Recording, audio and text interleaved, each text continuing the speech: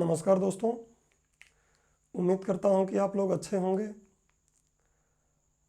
दोस्तों, आज गला थोड़ा गड़बड़ है तो आपको आवाज़ शायद थोड़ी भारी या सरसराहट जैसी लगेगी, तो इसके लिए पहले ही क्षमा प्रार्थी हूँ, क्योंकि पढ़ाई जब करना है तो कुछ ऐसी चीज़ों को इग्नोर करना ही पड़ेगा। या तो मैं इस लेक्चर को और डिले कर दिया होता 1-2 दिन के लिए, या फिर इसी कंडीशन में पढ़ाया जाए, तो समझ में आपको आएगा। बस थोड़ा सा गले में सरसराहट जैसी आवाज़ आएगी। दोस्तों, आज का हमारा लेक्चर इंटरनेट पर आधारित होगा। जैसा कि हमारे YouTube के चैनल पर आपको नोटिफिकेशन भी चला गया था, नोटिस भी चला गया था कि जो सूचना और संचार प्रौद्योगिकी का अगला लेक्चर होगा वो इंटरनेट पर आधारित होगा। तो दोस्तों, इंटरनेट एक बहुत व्यापक टॉपिक है, एक बहुत बड़ा टॉपिक है, लेकिन एक सिविल सर्वेंट या सिविल सर्विसेज की तैयारी करने के लिए हमें जितनी आवश्यक चीज़ें चाहिए होती हैं उनकी पढ़ाई यहाँ हम करेंगे। आपको पता है कि इसके पहले कंप्यूटर भी हमको पढ़ना पड़ता है, तो कंप्यूटर भी एक बहुत बड़ा टॉपिक है। खैर, ये सूचना और संचार प्रौद्योगिकी में पढ़ा रहा हूँ, तो इसमें कंप्यूटर को खैर नहीं जोड़ रहा हूँ, हालांकि कंप्यूटर इसका बहुत बड़ा अंग है। सूचना और संचार प्रौद्योगिकी का जो बैकबोन है कंप्यूटर ही तो है। चाहे मोबाइल हो वो भी कंप्यूटर है एक तरीके का, लैपटॉप हो, डेस्कटॉप हो, जो भी हम यूज कर रहे हैं कंप्यूटर ही है। बट कंप्यूटर की स्टडी करने के लिए एक अलग से सीरीज बनाया जाता है। आज हम लोग इंटरनेट की बात करेंगे, और जैसा कि आपको पता है कि एकदम संक्षिप्त तरीके से शॉर्टकट में पढ़ाकर रटने के लिए अगर मैं यहाँ पे वीडियो बनाऊँ तो उसका कोई मतलब नहीं है। न तो मेरे समय का कोई यूज होगा और न ही आपके देखने का समय का यूज होगा।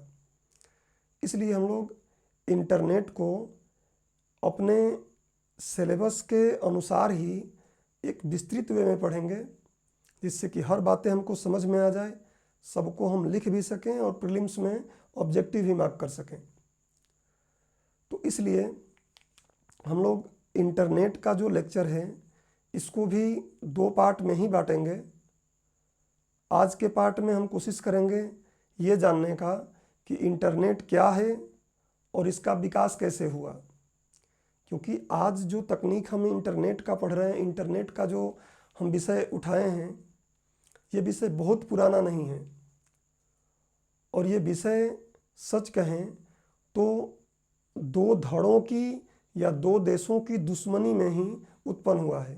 अभी हम देखेंगे कि जो इंटरनेट का विकास मुख्य रूप से इसका जो प्रेरक का काम किया है क्या, जो शीत युद्ध का नाम आप इतिहास में सुनते हैं, तत्कालीन यूएसएसआर और आज का जो ये अमेरिका है, और फिर इनके बीच में गुट भी था, इनके गुट में भी कुछ लोग थे, उनके गुट में भी कुछ लोग थे।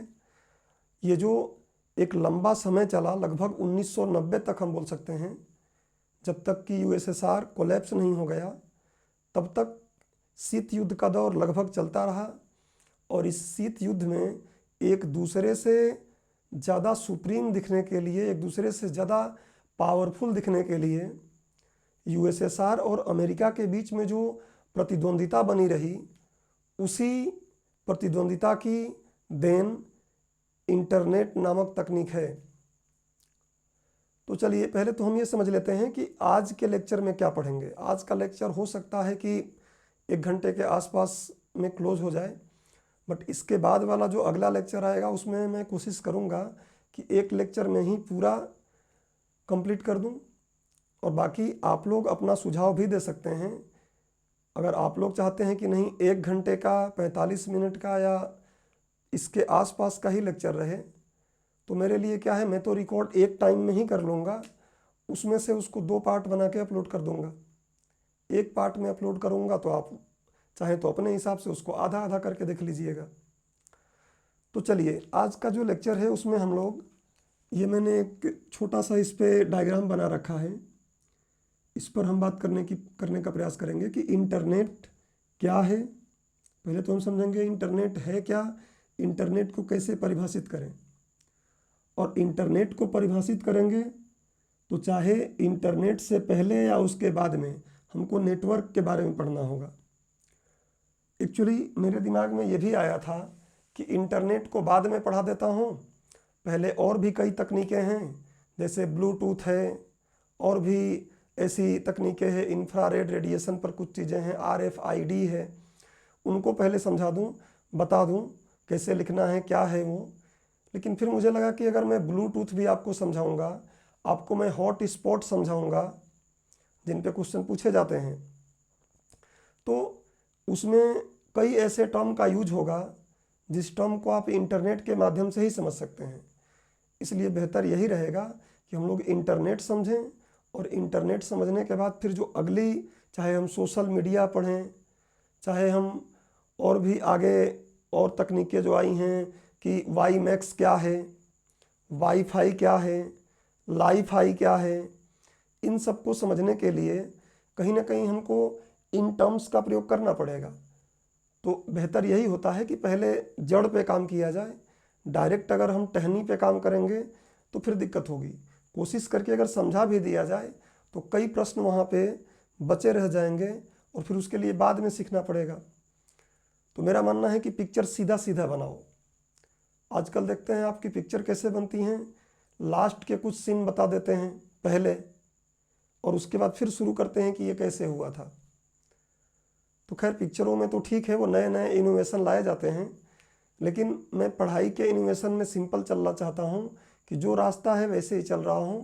पहले जड़ पे काम करें, फिर टहनी पे काम करेंगे। एकदम अंत का क्लाइमैक्स पहले नहीं बताएंगे, पहले हम कहानी को डेवलप करते हैं।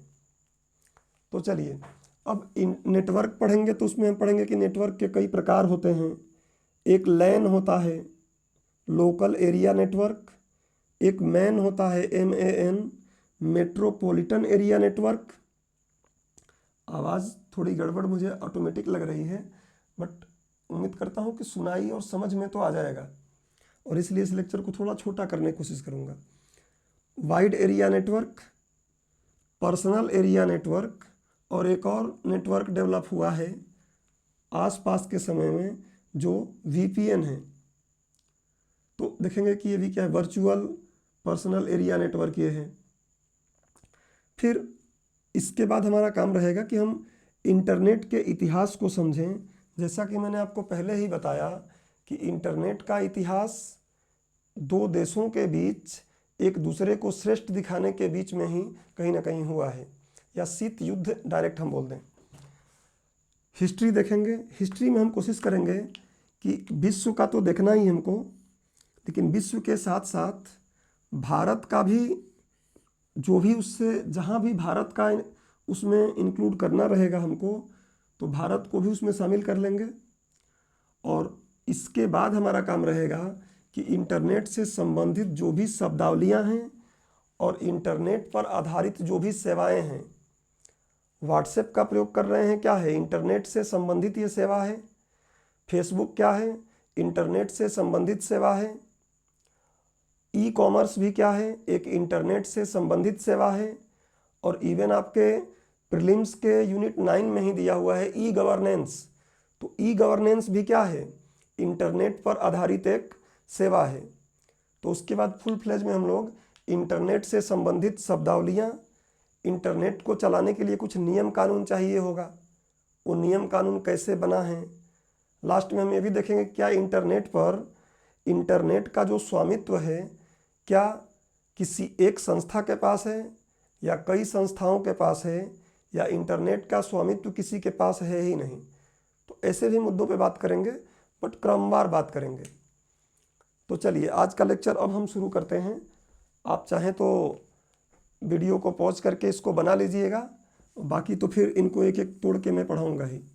एक्चुअली मैं यहाँ पे बहुत बड़ा एक फ्लो चार्ट बनाने वाला था, लेकिन आज के लेक्चर में मैंने सोचा कि उतना बड़ा फ्लो चार्ट न बनाकर क्रमबद्ध जब अगले लेक्चर में आएंगे तो वहाँ के लिए एक फ्लो चार्ट बनाएंगे।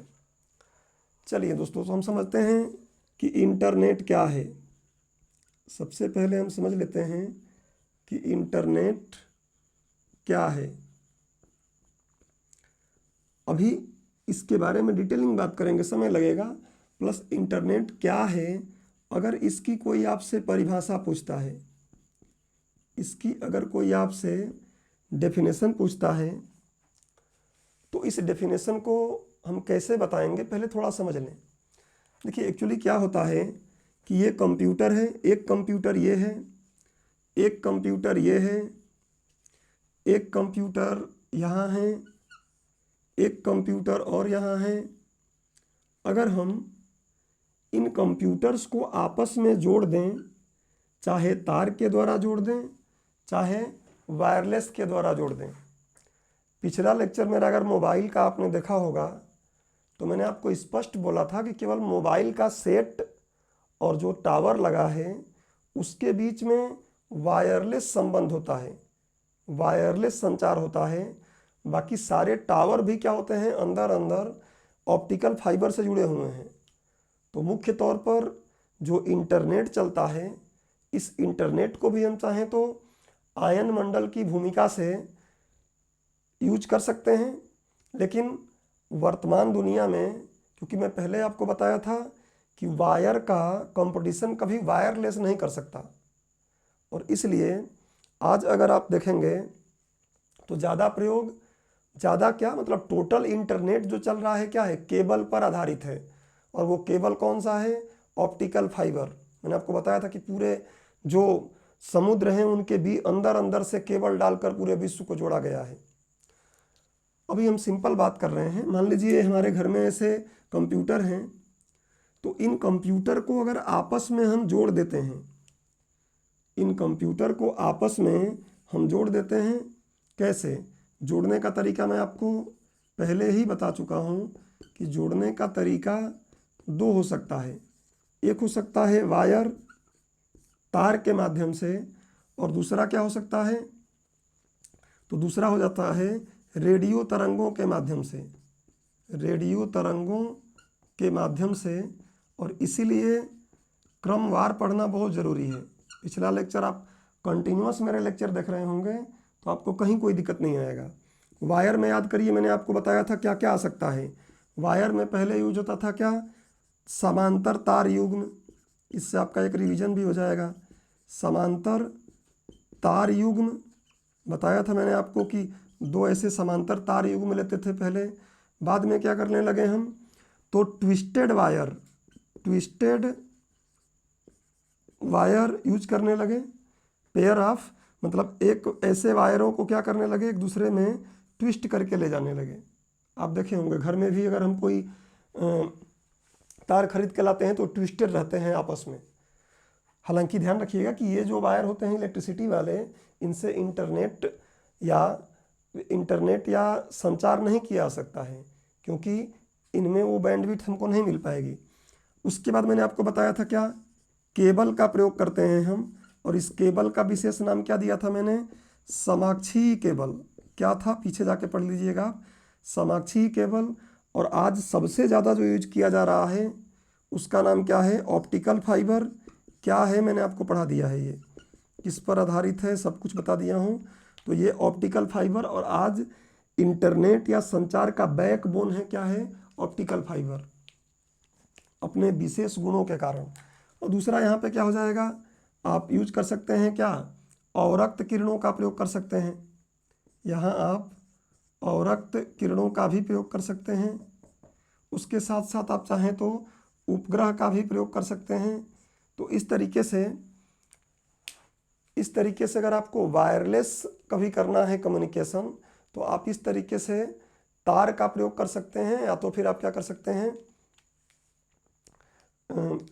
जो बेतार के माध्यम है उनका प्रयोग कर सकते हैं, रेडियो तरंगों का, अवरक्त तरंगों का, या फिर उपग्रह का।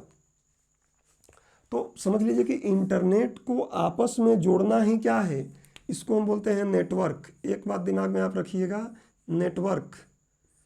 अगर कंप्यूटर की दुनिया में आपसे कोई नेटवर्क बोलता है तो हम बोलेंगे कि दो या दो से अधिक कंप्यूटरों को आपस में तार द्वारा या बेतार द्वारा जोड़ देना ही क्या कहलाता है, कंप्यूटर नेटवर्क कहलाता है। और ध्यान रखिएगा कि ये कंप्यूटर जो ये जुड़े हुए हैं ना, हर एक कंप्यूटर को हम क्या बोलते हैं? नोड। हर एक कंप्यूटर का नाम क्या रहेगा? नोड।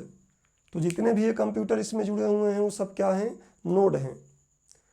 तो उम्मीद करता हूँ कि पहले आपको ये समझ में आएगा कि नेटवर्क क्या है, इंटरनेट क्या है। समझने से पहले थोड़ा हमको नेटवर्क समझ लीजिए कि नेटवर्क क्या है। जब दो या दो से अधिक कंप्यूटर को तार या बेतार के माध्यम से आपस में जोड़ दिया जाए तो इस पूरे सिस्टम को, इस पूरे निकाय को हम नेटवर्क बोलते हैं, या कंप्यूटर नेटवर्क बोल सकते हैं हम। अच्छा, अब क्या होगा कि जो कंप्यूटर नेटवर्क हम जोड़ रहे हैं, मैं ये मिटा दूं, ये तो पहले भी आप पढ़े हैं, एक बार आपको रिवाइज भी हो गया होगा। देखिए अब क्या करें हम कि एक कंप्यूटर यहाँ पे है 1, एक कंप्यूटर है यहाँ पे 2, एक कंप्यूटर है यहाँ पे 3, एक कंप्यूटर है यहाँ पे 4। इन चारों कंप्यूटर की जो क्षमता है, इस चारों कंप्यूटर की जो कैपेसिटी है, क्षमता है, मान लेते हैं कम कम है। नॉर्मल, जैसे मान लीजिए लैपटॉप्स हैं, ये नॉर्मल कंप्यूटर हैं। अब इसको एक किसी बहुत बड़े सुपर कंप्यूटर से जोड़ दिया जाए। इसको अगर हम एक बहुत बड़े सुपर कंप्यूटर से जोड़ देते हैं जिसकी पावर, जो शक्ति है, बहुत ज़्यादा है, प्रोसेसिंग शक्ति इसकी बहुत ज़्यादा है, सभी इनको अगर इससे हम जोड़ दिए तो उस समय जो यहाँ पे ये बड़ा वाला कंप्यूटर है, इसका प्रोसेसिंग पावर ज़्यादा रहेगा और यहाँ सूचना बहुत ज़्यादा पड़ी होंगी, यहाँ सूचना बहुत ज़्यादा पड़ी होंगी। अब ये सब कंप्यूटर क्या करेंगे? बाकी जो ये कंप्यूटर है ना, ये क्या करेंगे? इसी से सेवा प्राप्त करेंगे। इनको अगर कुछ चाहिए तो इससे मांगेंगे, वो इसको कुछ चाहिए तो इससे मांगेगा, ये इससे मांगेगा, सब इससे मांग के काम चलाएंगे, सूचनाएं इससे प्राप्त करेंगे। तो इसको हम नाम दे देते हैं कि ये क्या है? सर्वर है। ध्यान रखिएगा, सर्वर शब्द अगर कहीं यूज होता है तो सर्वर है ही क्या?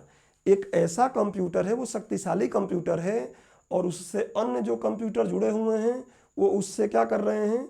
सूचनाओं को प्राप्त कर रहे हैं। इसलिए वो क्या है? सर्वर है। सर्वर मतलब सेवा करने वाला। देखिए इसको एकदम व्यवहारिक लाइफ से आप समझिए कि घर में कोई कार्यक्रम जब होता है, कोई त्यौहार या कुछ ऐसा कार्यक्रम होता है, तो आप देखेंगे 4-5 दोस्त या 4-5 लोग खाने के लिए बैठ जाते हैं और एक भाई कोई रहता है जो क्या करता है? सर्व करता है। कोई बोलता है कि रोटी दे दो तो रोटी दे देता है, कोई बोलता है भाई थोड़ा दाल देना तो दाल दे देता है, कोई बोलता है थोड़ा भाई खीर दे देना तो खीर दे देता है। तो जो बैठ के खा रहे हैं ना, वो सब क्या हैं? उनको आप नोड बोल सकते हो, उनको आप बोलोगे नोड, या अगर उसी को आप चाहें तो बोले क्लाइंट, उसी को बोल सकते हैं क्लाइंट। क्लाइंट कंप्यूटर ये क्या है? क्लाइंट हैं।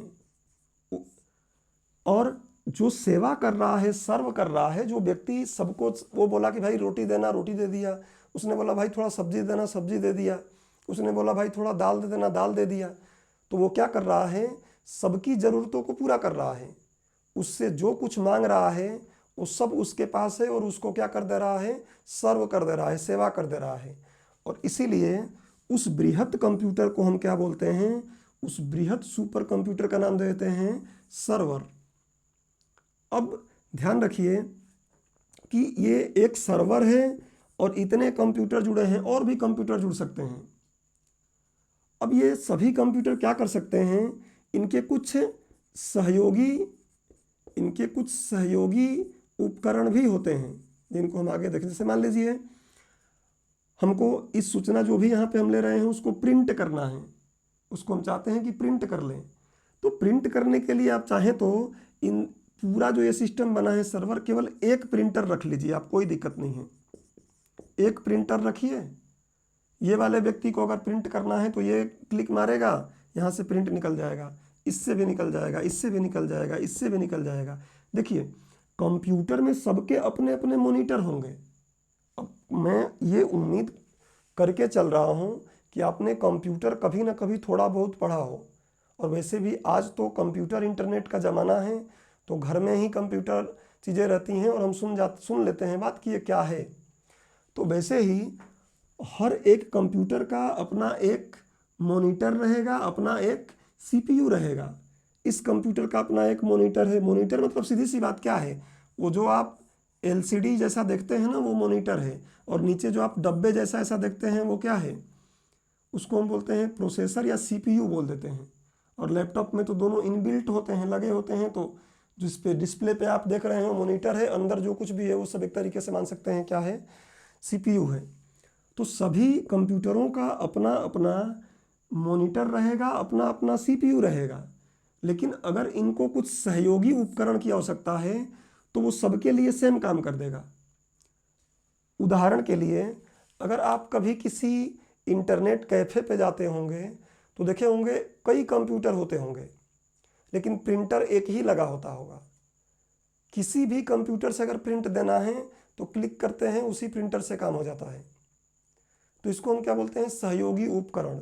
मतलब एक सर्वर में सहयोगी उपकरण आपकी मर्जी है, ज़्यादा जोड़ना हो तो जोड़ो, ज़्यादा नहीं जोड़ना चाहते हो तो सहयोगी उपकरण एक में भी काम चल जाएगा। चलिए एक बार आपने नेटवर्क समझा, अभी हमने समझा क्या, सर्वर और नोड के बारे में या क्लाइंट कंप्यूटर के बारे में। ये सारे कंप्यूटर क्या हैं, क्लाइंट हैं या नोड हैं, और जो सूचना को प्रोवाइड करा रहा है सबको वो क्या है, सर्वर है। अब थोड़ा सा और इस बात को हम समझते हैं। देखिए, अगर ऐसा हो जाए कि एक ऑफिस है, मान लीजिए रिमाइंड आईएएस का एक ऑफिस है, उस ऑफिस में इमेजिन कर लेते हैं कि 20 कंप्यूटर हैं। इमेजिन कर लेते हैं कि 20 कंप्यूटर हैं। अब हम क्या करें कि इन 20 कंप्यूटरों को आपस में अगर हम जोड़ते हैं, किसी संस्था के अगर 20 कंप्यूटरों को, 30 कंप्यूटरों को ऐसे आपस में अगर किसी एक बड़े सर्वर से जोड़ दिया जाए तो इसको हम बोलते हैं कि ये क्या है, इसको हम बोल देते हैं कि ये लोकल एरिया नेटवर्क है। चलिए मैं इसको थोड़ा सा मिटा लेता हूँ। ये बात आप उम्मीद करता हूँ कि समझ गए होंगे, क्योंकि इसको मैं समझा लूँगा आपको तो इंटरनेट समझना आसान हो जाएगा। इंटरनेट इन्हीं का एक मॉडिफाइड रूप है, और जब इसका हिस्ट्री पढ़ाऊँगा तो आपको और बात क्लियर होगी। मेरा मानना है कि चीज़ें कंसेप्ट तरीके से दिमाग में रहें, फैक्ट के तरीके से केवल न रहें। केवल रट्टा मार के फैक्ट बना लें मतलब नहीं है। चीज़ों को अगर हम कंसेप्ट बना के रखेंगे लंबे समय याद रहेगा।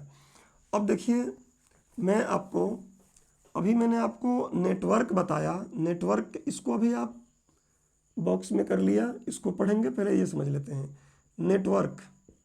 अब नेटवर्क के प्रकार देखते हैं। नेटवर्क के प्रकार, इस नेटवर्क के प्रकार में पहला जो है, अभी ग्राफ में ही मैंने बनाया था, जो चार्ट बनाया था, लैन, इसको हम बोलते हैं। अगर आप देवनागरी में लिखना चाहते हैं तो ऐसे लिख देता हूँ मैं, लोकल एरिया नेटवर्क। देखिए नाम से ही क्लियर है, नेटवर्क समझ गए हैं तो लोकल एरिया नेटवर्क। अब लोकल एरिया नेटवर्क क्या होता है, जब हम किसी छोटे क्षेत्र में, सामान्यतः आप 1 किलोमीटर से 10 किलोमीटर मान लीजिए, जब हम किसी एक छोटे क्षेत्र में, इमेजिन मैं मान लेता हूँ कि 1 किलोमीटर से 10 किलोमीटर, और ये आवश्यक नहीं कि इतना ही, अगर आप अपने घर में 10-12 कंप्यूटर हैं उनको जोड़ते हो तो वो भी क्या है, एक लैन ही है। लेकिन मैक्सिमम की बात कर रहा हूँ कि 1 किलोमीटर से 10 किलोमीटर के दायरे में आने वाले जितने भी कंप्यूटर हैं, आने वाले जितने भी कंप्यूटर हैं, जितने भी कंप्यूटर हैं, अगर उनको आपस में जोड़ दिया जाए तो उसको हम क्या बोलते हैं कि लोकल एरिया नेटवर्क है। जब किसी छोटे क्षेत्र के, जैसे मान लीजिए कोई फैक्ट्री है, कोई ऑफिस है, कोई यूनिवर्सिटी है, कोई हॉस्पिटल है, ऐसे किसी छोटे क्षेत्र में जितने भी कंप्यूटर हैं, उन कंप्यूटरों को अगर आपस में हम जोड़ देते हैं तो उनको जुड़ने से जो नेटवर्क बनता है उसको हम बोलते हैं लोकल एरिया नेटवर्क। और ध्यान रखिएगा कि लोकल एरिया नेटवर्क में भी क्या रहेगा, एक सर्वर रहेगा, मुख्य कंप्यूटर, तेज कंप्यूटर वो रहेगा, और बाकी सभी क्या रहेंगे, होस्ट रहेंगे, या इसको आप बोले नोड रहेंगे, बाकी सबको आप बोल देंगे कि ये नोड हैं, ये सर्वर है और ये नोड हैं। जब एक छोटे क्षेत्र में ये काम किया जाएगा तो उसको हम क्या बोलेंगे, लोकल एरिया नेटवर्क। दूसरा क्या होता है, दूसरे का नाम होता है MAN। बहुत आसान बातें हैं, इनको नाम से ही याद हो जाता है। देखिए MAN का मतलब होता है क्या, metropolitan area network, metropolitan area network. अब मान लीजिए कोई बड़ी सिटी है, कोई बड़ी सिटी है और उस बड़ी सिटी के अंदर जितने भी कंप्यूटर आ रहे हैं, उन सारे कंप्यूटरों को अगर हम किसी एक सर्वर से, सर्वर आप समझ गए होंगे जो बृहद कंप्यूटर रहेगा, उससे अगर हम जोड़ देते हैं तो इसको हम क्या बोल देते हैं कि ये मेट्रोपॉलिटन एरिया है। और इसका अगर हम एग्जैक्ट चाहें कि कितने डिस्टेंस में ऐसा अगर कुछ करना चाहते हैं तो फिर आप बोल सकते हैं कि इनको हम 10 किलोमीटर या 100 किलोमीटर की त्रिज्या में कोई क्षेत्र है, 100 किलोमीटर के अंदर जो क्षेत्र है उन सबके कंप्यूटरों को जोड़ देंगे तो क्या बन जाएगा, मेट्रोपॉलिटन एरिया नेटवर्क। एक बात और दिमाग में रखिएगा कि मेट्रोपॉलिटन एरिया नेटवर्क में सर्वर आवश्यक नहीं है कि एक ही होगा, सर्वर एक से ज़्यादा भी हो जाएगा। जैसे एक सर्वर लिया, उसमें 100-200 कंप्यूटर जुड़े हैं, एक दूसरा सर्वर लिया, उसमें 100-200 कंप्यूटर जुड़े हैं और फिर दोनों सर्वर को आपस में जोड़ दिया गया। ऐसे ही एक और सर्वर लिया गया, उसमें 2, 4, 10, 5, 20, 50, 100, 200 जितने भी कंप्यूटर जोड़ने हैं जोड़ दिया और उसको फिर क्या कर दिया, बाकी दोनों सर्वर से जोड़ दिया। तो ये आवश्यक नहीं कि सर्वर एक ही रहेगा, सर्वर कई हो सकते हैं और वो सर्वर आपस में जुड़े रहते हैं। तो इसको हम बोलेंगे मेट्रोपॉलिटन एरिया नेटवर्क। मैं बोल दूंगा, अगर आप लिखने के लिए चाहते हो, अभी समझिए, अभी नहीं लिखना है, साथ साथ अभी आप थोड़ा समझिए इस बात को। वैसे भी रिकॉर्डेड वीडियो है, बाद में देख सकते हैं देखना हो तो, और मैं लिखना होगा कॉपी में तो ही बोल के थोड़ा सा लिखवा दूंगा। तो मेट्रोपॉलिटन एरिया नेटवर्क देखिए। अब इसके बाद आ जाता है एक और, क्या, इसको हम बोलते हैं वैन, WAN, वैन। अब वैन का क्या नाम है, देखिए वैन को हम बोलेंगे wide area network, wide area network. Clear है, नाम से ही वाइड, बहुत बड़ा क्षेत्र। वाइड एरिया नेटवर्क में मुख्य रूप से हम क्या बोल देते हैं, जैसे मान लीजिए भारत देश है, इस भारत देश के सारे कंप्यूटर जो आपस में जुड़े हुए हैं उसको हम बोलेंगे क्या है, वैन है। ये किसी एक देश का मानना हो तो देश का मान लो, आप चाहो तो पूरे विश्व का भी मान सकते हो, लेकिन पूरे विश्व को हम इंटरनेट नाम दे देंगे। हालांकि इंटरनेट भी क्या है, वाइड एरिया नेटवर्क ही है एक।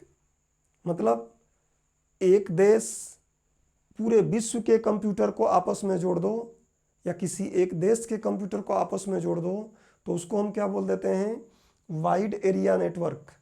और सच कहें तो वाइड एरिया नेटवर्क में क्या होता है, मैक्सिमम सर्वर आपस में जुड़ते हैं। जैसे सर्वर 1 है, मान लीजिए सर्वर 1 है, यहाँ एक सर्वर 2 है, यहाँ एक सर्वर 3 है, यहाँ एक सर्वर 4 है, ऐसे सर्वर हैं। ये सारे सर्वर आपस में क्या कर दिए जाते हैं, जोड़ दिए जाते हैं, क्योंकि हमें पता है कि हर एक सर्वर से तो कंप्यूटर जुड़े ही होंगे, तो वो तो आपस में कनेक्ट ही हैं। कोई एक सूचना भेजना है तो आराम से पहुंच जाएगा।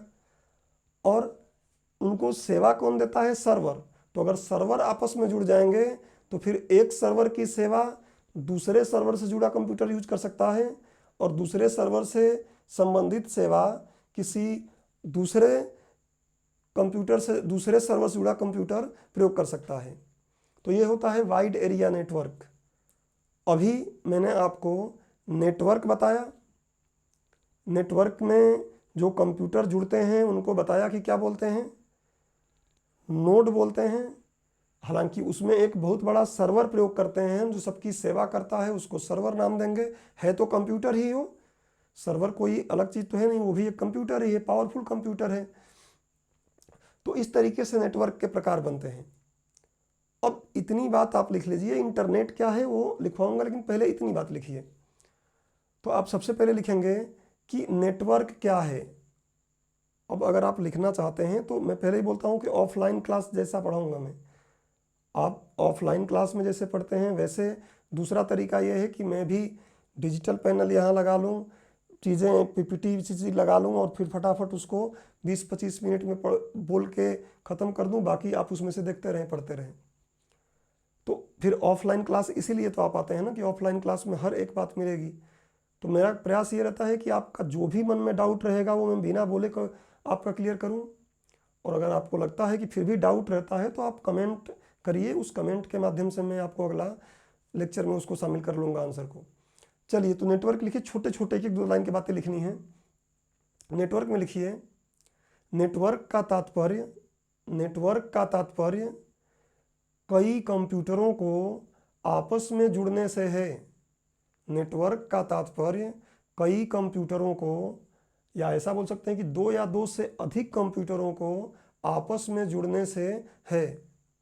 या आपको दूसरे तरीके से लिखना है तो ऐसे लिख सकते हो कि 2 या 2 से अधिक कंप्यूटरों को एक साथ जोड़ने की प्रक्रिया ही नेटवर्क कहलाती है। 2 या 2 से अधिक कंप्यूटरों को एक साथ जोड़ने की प्रक्रिया ही नेटवर्क कहलाती है। अब इसमें एक लाइन नीचे करके लिख लेंगे कि नेटवर्क में जुड़ने वाले सभी कंप्यूटर नोड्स कहलाते हैं। NODE, नोड कहलाते हैं। फिर उसके नीचे लिखेंगे, हालांकि एक नेटवर्क में प्रायः एक शक्तिशाली कंप्यूटर होता है जो अपने साथ जुड़ने वाले अन्य कंप्यूटरों को सेवा प्रदान करता है या सूचना प्रदान करता है। उस कंप्यूटर को हम सर्वर कंप्यूटर का नाम या सर्वर का नाम देते हैं। और सर्वर से जुड़े कंप्यूटरों को नोड बोल लीजिए, या फिर उसको क्लाइंट कंप्यूटर भी बोल सकते हैं। उसको क्लाइंट कंप्यूटर भी कहा जा सकता है। ये बात मैंने आपको बता ही दिया कि कंप्यूटर को जोड़ने के लिए, 2 या 2 से अधिक कंप्यूटरों को जोड़ने के लिए तार प्रक्रिया का प्रयोग किया जा सकता है या बेतार प्रक्रिया का प्रयोग किया जा सकता है। तार प्रक्रिया के प्रयोग में क्या क्या आएंगे? समांतरी तार, ट्विस्टेड वायर, केबल, समाक्षीय केबल, और वर्तमान में ऑप्टिकल फाइबर का प्रयोग किया जा रहा है। वायरलेस तरीके से जोड़ना है तो क्या बोल देंगे? औरक तरीकों का प्रयोग करके जोड़ लेंगे। औरक तरीकों का प्रयोग करके कैसे जोड़ते हैं तो आगे मैं आपको बताऊंगा। रिमोट में औरक तरंगे प्रयोग की जाती हैं, और वो औरक तरंगे आप देखते हैं जैसे ही बटन दबाएंगे टीवी का चैनल क्या हो जाता है? बदल जाता है। तो औरक तरंगों का प्रयोग किया जा सकता है, या फिर रेडियो तरंगों का प्रयोग किया जा सकता है, या फिर सैटेलाइट का प्रयोग किया जा सकता है। तो इनमें से आप कुछ भी लिख सकते हैं, पीछे ये पढ़ भी लिए हैं। तो हमने अभी देखा कि नेटवर्क क्या है। अब अगली हेडिंग में आप डाल सकते हैं कि नेटवर्क के प्रकार कितने होते हैं, या नेटवर्क के प्रकार। तो नेटवर्क के प्रकार में अगर आप लिखेंगे तो नेटवर्क के बहुत से प्रकार होते हैं अलग अलग, लेकिन मुख्य रूप से नेटवर्क के प्रकार में हम क्या लिखेंगे? लैन, लोकल एरिया नेटवर्क। पहला हेडिंग डाल लीजिए, लोकल एरिया नेटवर्क। और लोकल एरिया नेटवर्क में लिखिए, एक सीमित एवं छोटे भौगोलिक क्षेत्र, सामान्यतः 1 किलोमीटर से 10 किलोमीटर तक में स्थित कंप्यूटरों को आपस में जुड़ने से बना नेटवर्क लोकल एरिया नेटवर्क कहलाता है। यह किसी ऑफिस, किसी स्कूल, किसी फैक्ट्री इत्यादि में हो सकता है।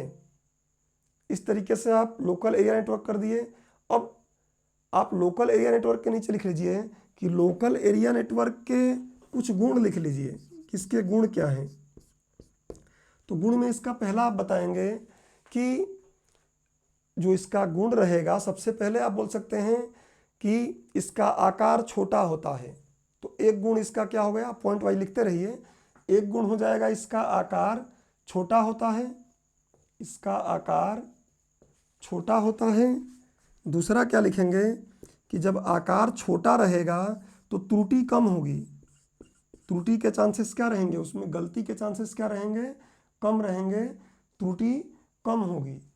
और उसके साथ साथ क्या रहेगा, तो ये काफ़ी तीव्र रहेगा।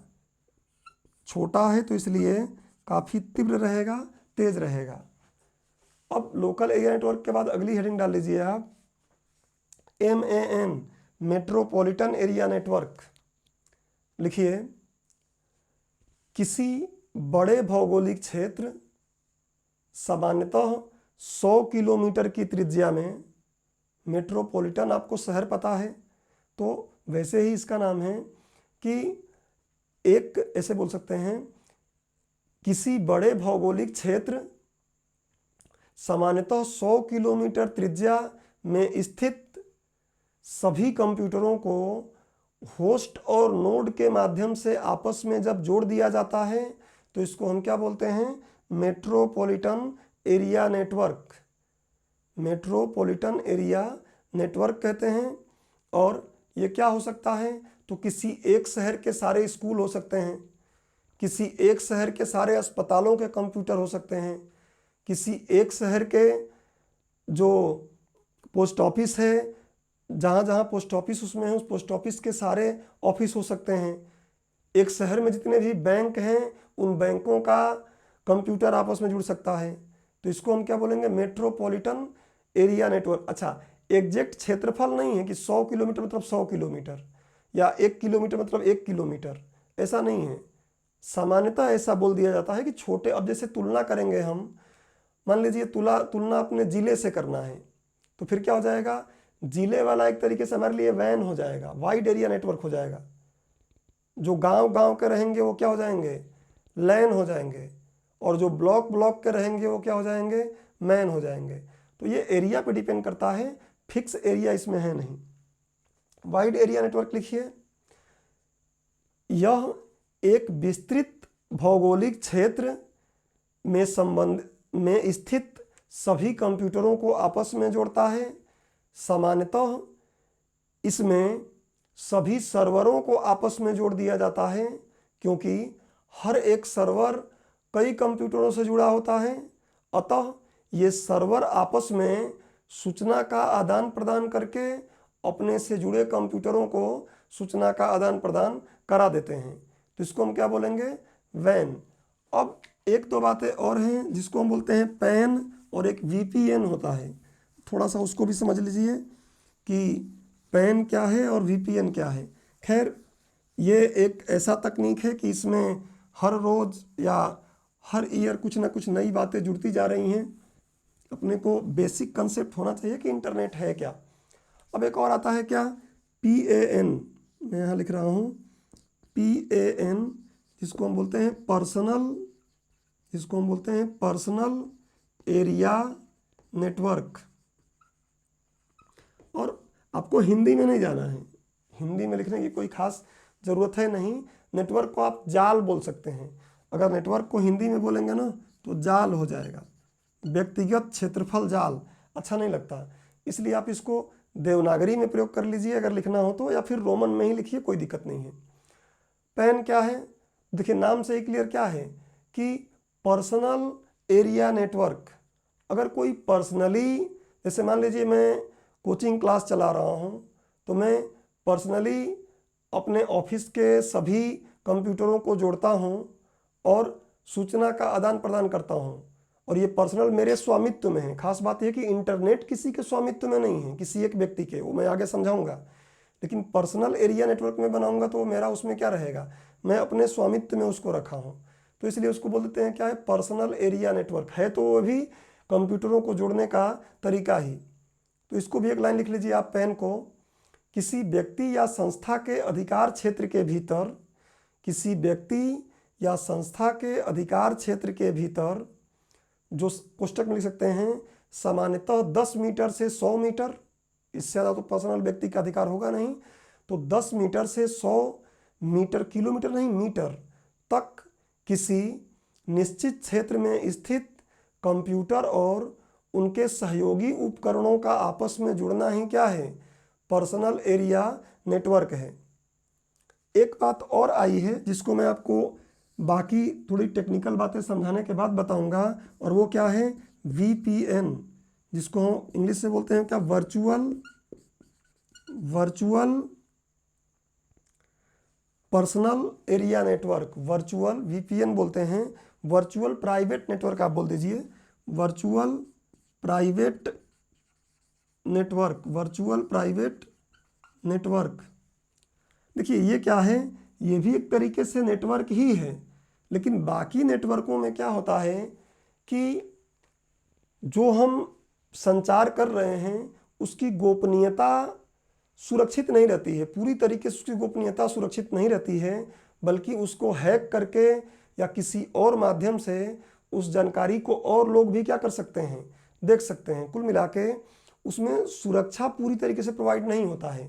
और जो VPN होता है ये क्या होता है, एक पर्सनल एरिया नेटवर्क, ये भी क्या है, एक पैन है, एक पर्सनल एरिया नेटवर्क है जो अत्यधिक सुरक्षा प्रदान करता है। कैसे करता है मैं आपको बताऊंगा आगे। अत्यधिक सुरक्षा या गोपनीयता प्रदान करता है, अत्यधिक सुरक्षा या गोपनीयता प्रदान करता है। तो इस तरीके से नेटवर्क हमने समझ लिया, और जब नेटवर्क समझ गए हैं तो उसके बाद फिर इंटरनेट के बारे में हम समझ सकते हैं। तो इसको एक बार आप रिवाइज कर लीजिएगा। ये VPN को मैं और आगे थोड़ा सा डिटेल में बता दूंगा आपको कि ये अत्यधिक सुरक्षा कैसे प्रदान करता है, बट अभी नहीं, क्योंकि अभी मैं मान के चल रहा हूँ कि आपको बाकी चीज़ें आगे की पता नहीं है। तो नेटवर्क क्या है, सर्वर क्या है, नोड क्या है, नेटवर्क के प्रकार क्या हैं, ये हमने सीख लिया। अब इंटरनेट तो आप परिभाषा नॉर्मल भी दे सकते हैं कि पूरे विश्व के कंप्यूटरों को या पूरे विश्व के सर्वरों को आपस में जोड़कर सूचना और संचार आदान प्रदान करने की तकनीक ही क्या है, नेटवर्क, इंटरनेट है।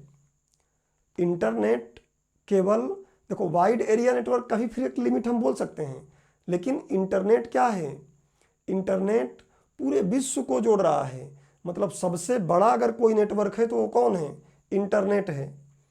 अच्छा, इंटरनेट शब्द का अगर उत्पत्ति ही आप देखेंगे तो हालांकि दो अलग अलग जगहों पे अलग अलग भी मिल सकता है आपको।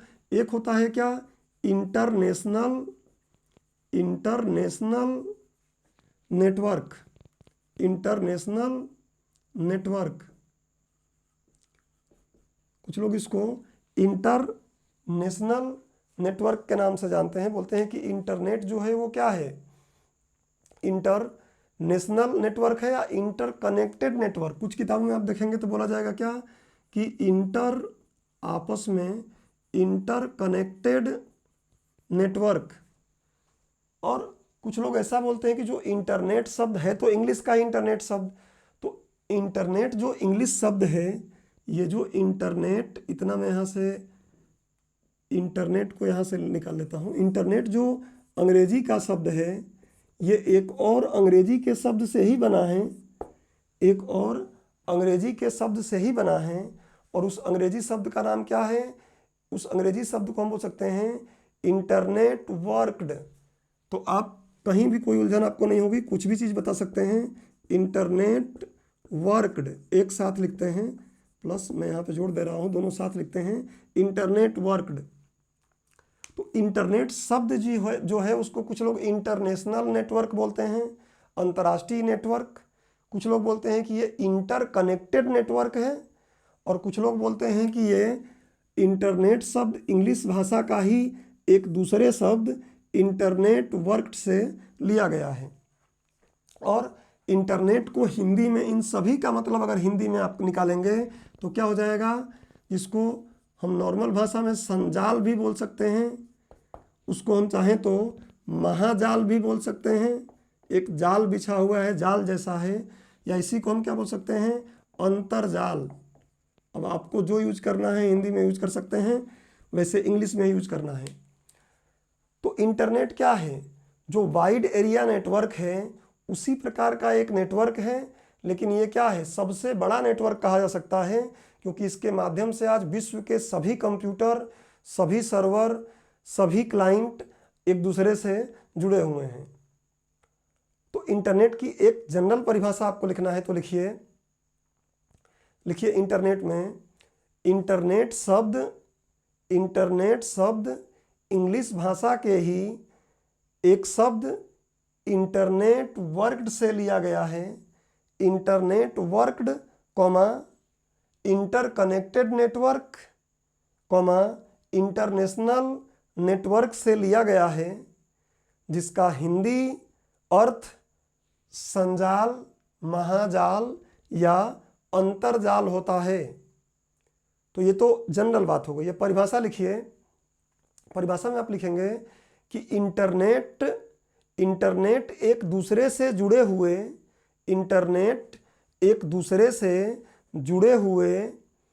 कंप्यूटरों का संजाल होता है। इंटरनेट एक दूसरे से जुड़े हुए कंप्यूटरों का संजाल होता है जो राउटर क्या है मैं आपको बताऊंगा। इंटरनेट अगर आपने घर पे लगवाया होगा तो देखेंगे एक डब्बी जैसा लगाते हैं, वो जलता रहता है, उसको राउटर बोलते हैं। और वो राउटर एग्जैक्ट इस सिस्टम में क्या काम करता है मैं आपको आगे समझाने वाला हूँ। जो एक राउटर एवं एक सर्वर के माध्यम से, सर्वर समझी गए आप, सर्वर कहीं और है, राउटर हमारे घर पे है। तो एक राउटर एवं एक सर्वर के माध्यम से दुनिया के किसी भी कंप्यूटर को आपस में जोड़ता है। तो इंटरनेट की सिंपल परिभाषा अगर आपको देनी है तो बताएंगे, इंटरनेट एक दूसरे से जुड़े हुए कंप्यूटरों का संजाल होता है जो एक राउटर तथा एक सर्वर के माध्यम से दुनिया के किसी भी कंप्यूटर को आपस में जोड़ता है। और अपने मन से कुछ भी बोल सकते हैं आप, कई परिभाषा बना सकते हैं। इंटरनेट वाइड एरिया नेटवर्क का ही क्या है, एक बृहद रूप है जो विश्व के दुनिया के सभी कंप्यूटरों को आपस में जोड़ता है। रटना नहीं है, अपने हिसाब से बात लिखनी है। इसका एक टेक्निकल परिभाषा और भी है, बट उस टेक्निकल परिभाषा को आप यहाँ तो लिख लीजिए, उसको समझाऊंगा मैं आगे। क्रम में लिखेंगे तो कॉपी अच्छी बनेगी, इसलिए मैं क्रम में लिखवा दे रहा हूँ। अथवा करके एक और परिभाषा लिख लीजिए आप, और उस परिभाषा में थोड़ा टेक्निकल शब्द हैं। तो वो जो टेक्निकल शब्द हैं आगे इसी लेक्चर में या इसका अगला लेक्चर जो आएगा उसमें आपको एकदम क्लियर हो जाएगा कि वो है क्या, और थोड़ा बहुत तुम्हें बता ही दूंगा। तो लिखिए एक और अथवा करके एक और परिभाषा लिखिए। सूचनाओं के आदान प्रदान करने के लिए टीसीपी या आईपी, मैं इसको आगे पूरा कवर करने वाला हूँ डिटेल में, अभी इसके बारे में समझा भी रहा हूँ। अभी आप ऐसा लिख लीजिए, टीसीपी या आईपी प्रोटोकॉल के माध्यम से, टीसीपी या आईपी प्रोटोकॉल के माध्यम से दो कंप्यूटरों के बीच स्थापित संबंध को इंटरनेट कहते हैं। फिर एक बार सुन लीजिए। वैसे तो रिकॉर्डेड लेक्चर है तो ऑफलाइन क्लास का इतना भी अपने को नहीं करना है कि आप चाहें तो रिवाइंड करके सुन सकते हैं, बट बोल देता हूँ। सूचनाओं के आदान प्रदान करने के लिए टीसीपी या आईपी प्रोटोकॉल के आधार पर या माध्यम से कंप्यूटरों के बीच स्थापित संबंध को ही इंटरनेट कहते हैं। थोड़ी सी बात यहाँ समझ लीजिए कि टीसीपी और आईपी क्या है। ये बताइए, कोई भी काम होता है तो उस काम के लिए कोई नियम कानून जरूर होते हैं। देश चलाने के लिए नियम कानून तो होते ही हैं, वो बहुत बड़ी बात है। आप एक लूडो भी खेलते हैं तो उस लूडो को खेलने के लिए एक स्पेशल नियम होता है। आप अगर खो खो खेलते हैं उसमें भी स्पेशल नियम होता है। क्रिकेट खेलते हैं उसमें भी एक नियम होता है।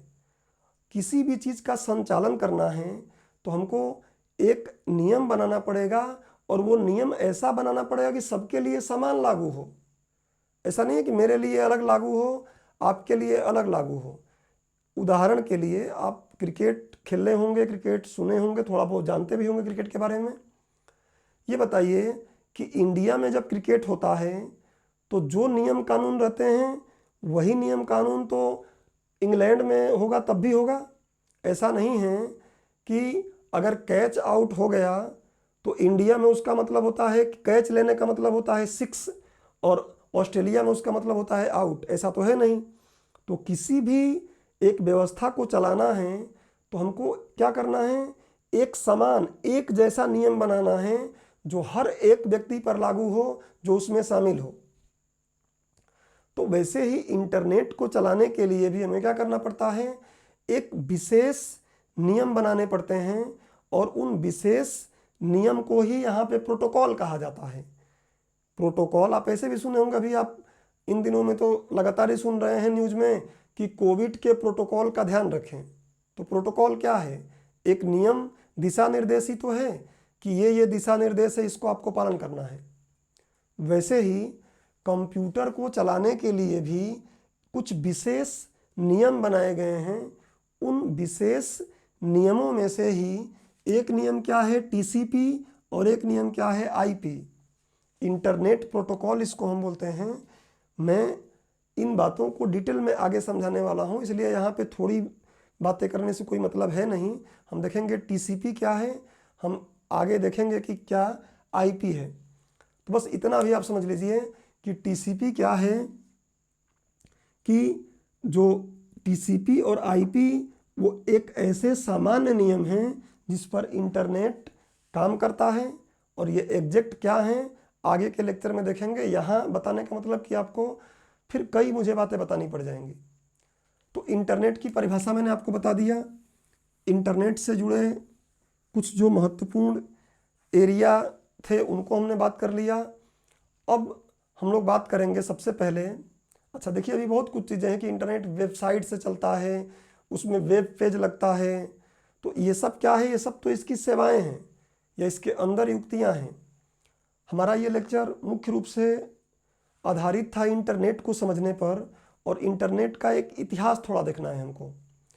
तो अभी इसके बाद मेरा जो हेडिंग बन रहा है ये क्या है, इंटरनेट का इतिहास। इससे अगर आपको फैक्चुअल क्वेश्चन कुछ पूछना होगा तो पूछ लेगा, और नहीं भी पूछेगा तो एक अच्छे विद्यार्थी होने के नाते हमको इंटरनेट का जितना प्रयोग कर रहे हैं थोड़ा सा ज्ञान होना चाहिए कि इंटरनेट का कैसे विकास हुआ है। तो चलिए इंटरनेट का विकास बोल लीजिए या फिर आप इंटरनेट का इतिहास बोल लीजिए। और इसका शुरुआत जो होता है, पहला बिंदु, ऐसे बिंदुवार आप लिखते जाएंगे, मैं बोलूँगा तो बिंदुवार बनाते रहेंगे इसको। देखिए पहले समझिए, मैं पहले ही बताया कि जो इंटरनेट है इसका विकास दो धड़ों की या दो देशों के प्रतिद्वंदिता में हुआ था। थोड़ा सा अगर मैं आपको इतिहास में ले जाऊं तो 1901 में एक देश बना था या एक महासंघ बना था जिसका नाम था यूएसएसआर, हिंदी में सोवियत संघ हम बोलते हैं उसको। आगे चलकर अब देखेंगे द्वितीय विश्व युद्ध होगा। द्वितीय विश्व युद्ध में अमेरिका भी जो पूंजीवादी था, इकोनॉमिक्स अगर आप पढ़ते होंगे तो अमेरिका पूंजीवादी अर्थव्यवस्था और यूएसएसआर क्या, साम्यवादी या समाजवादी अर्थव्यवस्था, दोनों आपस में मिल के लड़ाई किए और द्वितीय विश्व युद्ध को जीते, जो मुख्यतः जर्मनी, इटली और जापान को हराया गया था, क्योंकि यही मुख्य रूप से एक्सिस शक्तियां थीं, धुरी शक्तियां थीं। अब वो इतिहास की बात होती है। तो दोनों मिल के लड़े, अमेरिका और यूएसएसआर, और जीते भी। लेकिन 1945 के बाद से एक ऐसी विचारधारा उत्पन्न हो गई कि यूएसएसआर चाहता था कि विश्व के अधिकतम देशों को मैं अपने प्रभाव में लाकर समाजवादी या साम्यवादी बना दूं, और यह दिखाने का प्रयास करूं कि समाजवादी या साम्यवादी अर्थव्यवस्था, ध्यान रखिएगा मैं या बोल दे रहा हूं, दोनों में अंतर भी है। जनरल टर्म में एक बोल ले रहे हैं, दोनों में अंतर है, इकोनॉमिक्स में पढ़ते हैं उसको। तो समाजवादी या साम्यवादी अर्थव्यवस्था बहुत अच्छी है, जबकि अमेरिका चाहता था कि मैं अधिकतम देशों को अपने धड़े में जोड़कर ये सिद्ध करना चाहूँ कि पूंजीवादी अर्थव्यवस्था सबसे अच्छी अर्थव्यवस्था है। और बस ये दो अलग अलग मतों का भिन्नता ही क्या किया, इन दोनों को अलग अलग रास्ते पर लेके चला गया। और ये देश एक दूसरे के क्या हो गए, मतलब प्रतिस्पर्धी हो गए, एक दूसरे से इनमें जलन की भावना पैदा हो गई। और ये अच्छा, शीत युद्ध में आप देखेंगे तो युद्ध नहीं हुआ। शीत युद्ध में एक भी कोई बहुत इस तरीके का युद्ध नहीं हुआ, बल्कि सिर्फ क्या हुआ, तकनीक के माध्यम से या किसी और चीज़ के माध्यम से एक दूसरे को नीचा दिखाने का प्रयास किया गया। हाँ, ऐसा नहीं कि युद्ध होने जैसी स्थितियां हो गई थीं। इतिहास में आप पढ़ेंगे क्यूबियन मिसाइल जो त्रासदी थी, क्यूबा देश है, तो क्यूबियन मिसाइल त्रासदी हुई थी एक। इस मिसाइल त्रासदी ने लगभग ऐसी स्थिति ला दिया था कि लग रहा था कि आज युद्ध हो जाएगा तो कल युद्ध हो जाएगा, मतलब अगला विश्व युद्ध का ऐसा लग रहा था कि कब शुरू हो जाए कोई भरोसा नहीं है। बट हकीकत यह है कि 1990 तक कुछ ना कुछ रूप में ये शीत युद्ध चलता रहा। 1990 में वही यूएसएसआर टूट गया कई धड़ों में, 15 धड़ों में लगभग, जिसमें से आज उसका वसीयत रूस लेके चल रहा है। तो उसके बाद शीत युद्ध खत्म होगा। हम लोग बात करें शीत युद्ध की, तो 1945 के बाद से ही शीत युद्ध चरम सीमा पर चला गया और अलग अलग प्रकार के इन्वेंशन आविष्कार किए जाने लगे। आप देखेंगे कि सबसे पहले जो स्पेस है, अंतरिक्ष है, उसमें यूएसएसआर जो देश था, ये यूएसएसआर देश था, इसने एक अपना स्पुतनिक नाम का प्रोजेक्ट लॉन्च किया और इस स्पुतनिक प्रोजेक्ट के माध्यम से अंतरिक्ष में भेज दिया अपने सैटेलाइट को। और इससे अमेरिका पीछे हो गया एक तरीके से, क्योंकि अमेरिका भी वहाँ पहुँचा नहीं था। तो अमेरिका अब क्या किया कि अमेरिका और इससे बेहतर करने के लिए तरीके बनाने लगे। अब देखिए, सेना भी क्या होते थे कि सेनाएं सब यहाँ वहाँ इकट्ठा रहती थीं। अलग अमेरिका का आपको पता है कि फ्लीट हैं, कई अलग अलग फ्लीट अलग अलग जगहों पर तैनात हैं। तो अब क्या किया गया कि कोई सूचना रहे, वो सूचना लीक ना हो जाए। अगर किसी के माध्यम से भेजेंगे तब भी, चिट्ठी से भेज दिए तो चिट्ठी से भी लीक हो सकता था।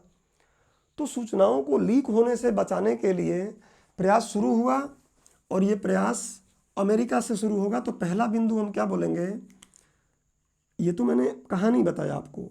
अब विकास में जो पहला बिंदु हमारा रहेगा, उस पहले बिंदु को हम बोलेंगे कि अमेरिका में एक विद्वान थे जिनका नाम था लियोनार्ड क्लेनरॉक। क्लेनरॉक बोल सकते हैं उनको, लियोनार्ड और क्लेन रॉक उनको बोलते थे। क्लेन रॉक का आपका स्पेलिंग अगर देखेंगे तो अपन जैसे लिखते हैं उससे थोड़ा सा उनका स्पेलिंग कुछ अलग तरीके से बना देते हैं। हम लोग अगर क्लेन रॉक लिखेंगे तो कुछ और लिखेंगे, वो लिखेंगे तो कुछ और लिखेंगे। तो उन्होंने क्या किया, KLEINROCK था, तो क्लेन रॉक ये विद्वान जो थे, इन्होंने क्या किया कि अमेरिका के रक्षा विभाग, जो यूएसए का रक्षा विभाग था, इस रक्षा विभाग में एक ऐसे तकनीक का आविष्कार करने का प्रयास करने लगे जिससे कि सूचनाओं को हम आसानी से प्रेषित कर सकें अपने मित्र लोगों के पास, और वो सूचना हैक ना हो, किसी के बारे में वो पता न चले। तो ये काम किया गया। अच्छा, उसके बाद क्या हुआ कि अमेरिका का ये जो रक्षा विभाग है, 1957 में 1957 में इसने एक एजेंसी का गठन किया। इसने एक एजेंसी का गठन किया और उस एजेंसी का नाम क्या दिया गया था, उस एजेंसी का नाम दिया गया था अर्पा, केवल अर्पा, अर्पा नेट नहीं, अर्पा। क्या इसका फुल फॉर्म था, एडवांस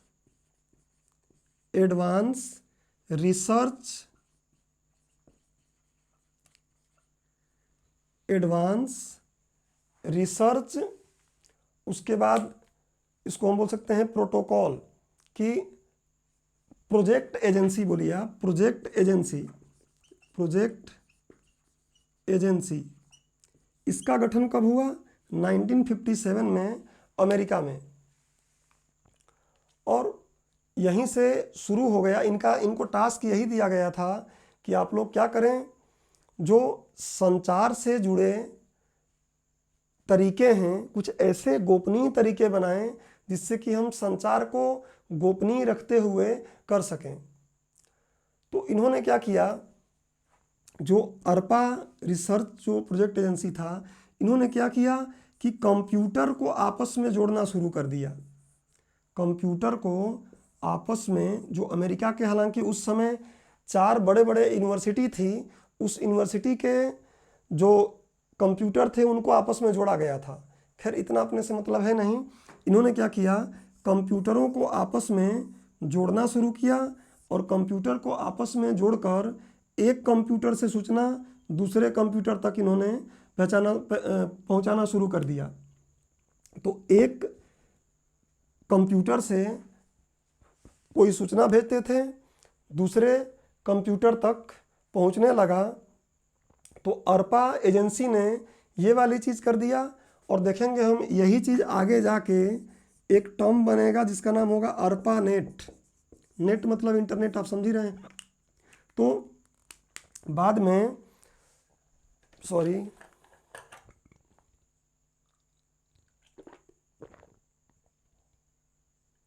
गला खराब होने से आज थोड़ा रिदम नहीं बन पा रहा है। हाँ, तो अर्पा संस्था बनाई गई।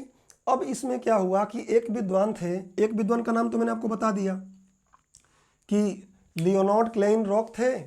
और लियोनार्ड क्लेइनरॉक सोचे कि हम क्या करें, उन्होंने सोचना शुरू किया कि हम कुछ ऐसा करें कि सूचना को गोपनीय रूप से पहुंचा सकें। अब इनके एक साथी थे अमेरिका में। आपको पता है कि एक यूनिवर्सिटी है MIT, जो काफ़ी प्रचलित यूनिवर्सिटी है। तो इसी MIT के प्रोफेसर थे इनके एक दोस्त, जिनका नाम क्या था, JCR लिकलाइडर जिनका नाम था। अब फुल फॉर्म इनका याद करने की हमें कोई ज़रूरत है नहीं, रिश्ते में कोई अपना बहुत करीबी नहीं लगते हैं कि इनका फुल फॉर्म याद करें हम। बाकी गूगल पे आप करेंगे निकल जाएगा। बड़ा नाम है JCR लिकलाइडर। ये MIT के प्रोफेसर थे। वो लियोनार्ड क्लेइनरॉक के साथ मिले और मिलने के बाद इन्होंने एक और व्यक्ति को अपने साथ जोड़ लिया और वो भी कंप्यूटर वैज्ञानिक ही थे। और कंप्यूटर वैज्ञानिक, खैर कंप्यूटर आपको पता है कि आविष्कार तो बहुत पहले हो गया था, लेकिन आज के जो कंप्यूटर प्रयोग कर रहे हैं वो भी कहीं ना कहीं 1960 के या 1970 के बाद से ही अच्छे तरीके से प्रयोग हुए हैं। बाकी तो पहले कंप्यूटर बना करते थे, वो कंप्यूटर में आप पढ़े होंगे एक घर के बराबर कंप्यूटर हुआ करते थे, कुछ KB में उनका मेमोरी होता था। तो दूसरे जो विद्वान थे, इनका नाम था रॉबर्ट टेलर। उनका नाम था रॉबर्ट टेलर। इन लोगों ने, ये 2 लोग ये मिल गए और एक ये व्यक्ति मिल गए और इन्होंने इस पर काम करना शुरू किया।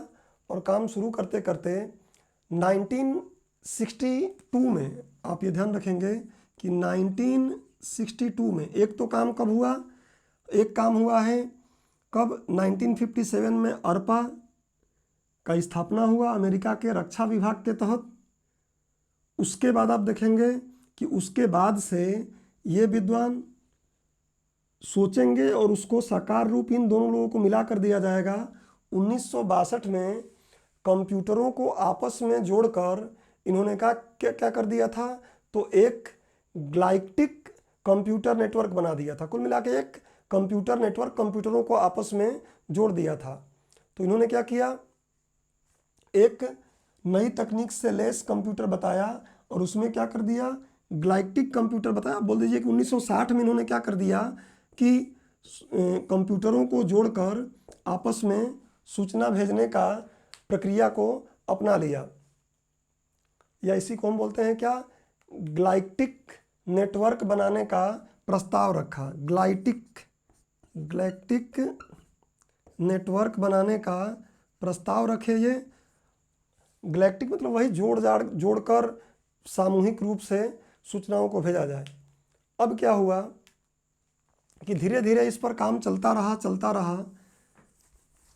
इस पे काम चलते चलते 1969 में कुछ सफलता मिलना, अच्छे से सफलता मिलना शुरू हुई।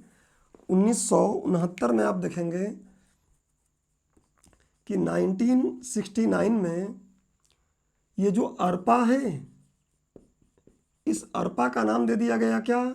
अर्पानेट। अर्पा का नाम दे दिया गया, मतलब अर्पा जो संस्था थी रक्षा विभाग में वो तो थी ही, और उसने जो तकनीक बनाया उस तकनीक का नाम क्या दिया गया? इंटरनेट नहीं, तब उसका नाम दिया गया था क्या? अर्पानेट। और अर्पानेट ने क्या किया कि एक कंप्यूटर को कंप्यूटर से जोड़ने के लिए, कंप्यूटर टू कंप्यूटर जोड़ने के लिए एक नियम बना लिया, एनसीपी, एक नेटवर्क कंट्रोलिंग प्रोटोकॉल बना लिया। एनसीपी बनाया, network control protocol, network control protocol बनाया। और इस प्रोटोकॉल के माध्यम से उन्होंने दूर तक, मतलब जो जुड़े हुए चीज़ें उसमें भेजने का प्रयास किया अगर सूचना को, तो इन्होंने LOGIN भेजा। ये भी शायद अक्टूबर की घटना है कि 29 अक्टूबर 1969 को, 29 अक्टूबर 1969 को ये लॉगिन नाम का एक संदेश भेजा गया काफ़ी दूर, लेकिन ये आंशिक रूप से सफल हुआ। ये आंशिक रूप से सफल हुआ। और आंशिक रूप से मैं क्यों बोल रहा हूँ? क्योंकि LOGIN में केवल LO ही गया। LOGIN में से केवल क्या हुआ? LO ही गया। ये तो रहा कि हाँ भाई दूर तक हम इसको भेज सकते हैं तार के माध्यम से, लेकिन आंशिक रूप से हुआ तो बल मिला, फिर उसको आगे और बढ़ाया गया। अब क्या हुआ कि 1969 में, 1969 में तो 4 कंप्यूटर इससे जुड़े थे, बस 4 कंप्यूटर जोड़कर ये काम करने का प्रयास किया जा रहा था। फिर धीरे धीरे क्या हुआ कि अमेरिका, आपको पता है कि अमेरिका के सहयोगी देश हैं जिनको हम बोलते हैं NATO, NATO, North Atlantic Treaty Organization. तो नेटो के जो देश हैं उनको भी जोड़ने का काम करने लगा अमेरिका। तो आप देखेंगे सबसे पहले अमेरिका से बाहर अगर इंटरनेट कहीं आया है या कंप्यूटर जोड़ा गया है तो लगभग 1971 में तो अमेरिका का ही एक क्षेत्र है हवाई, सुने होंगे आप, उस हवाई से जोड़ा गया। और उसके बाद 1973 में 2 देशों को जोड़ा गया, एक तो ब्रिटेन के कंप्यूटर इससे जुड़े और दूसरे नॉर्वे के कंप्यूटर इससे जुड़े। नॉर्वे के, मतलब नॉर्वे का 1-2 कंप्यूटर, ब्रिटेन के 1-2 कंप्यूटर क्या हो गए? अमेरिका के कंप्यूटर से जुड़े। तो इस तरीके से धीरे धीरे अब क्या हो रहा था? इंटरनेट का विकास हो रहा था, लेकिन उस समय गोपनीयता के आधार पर यह काम हो रहा था। तो अभी हम इसको इंटरनेट नहीं बोलेंगे। अब क्या होगा कि 1972 में अगर हम देखेंगे, 1972 की अगर हम बात करें,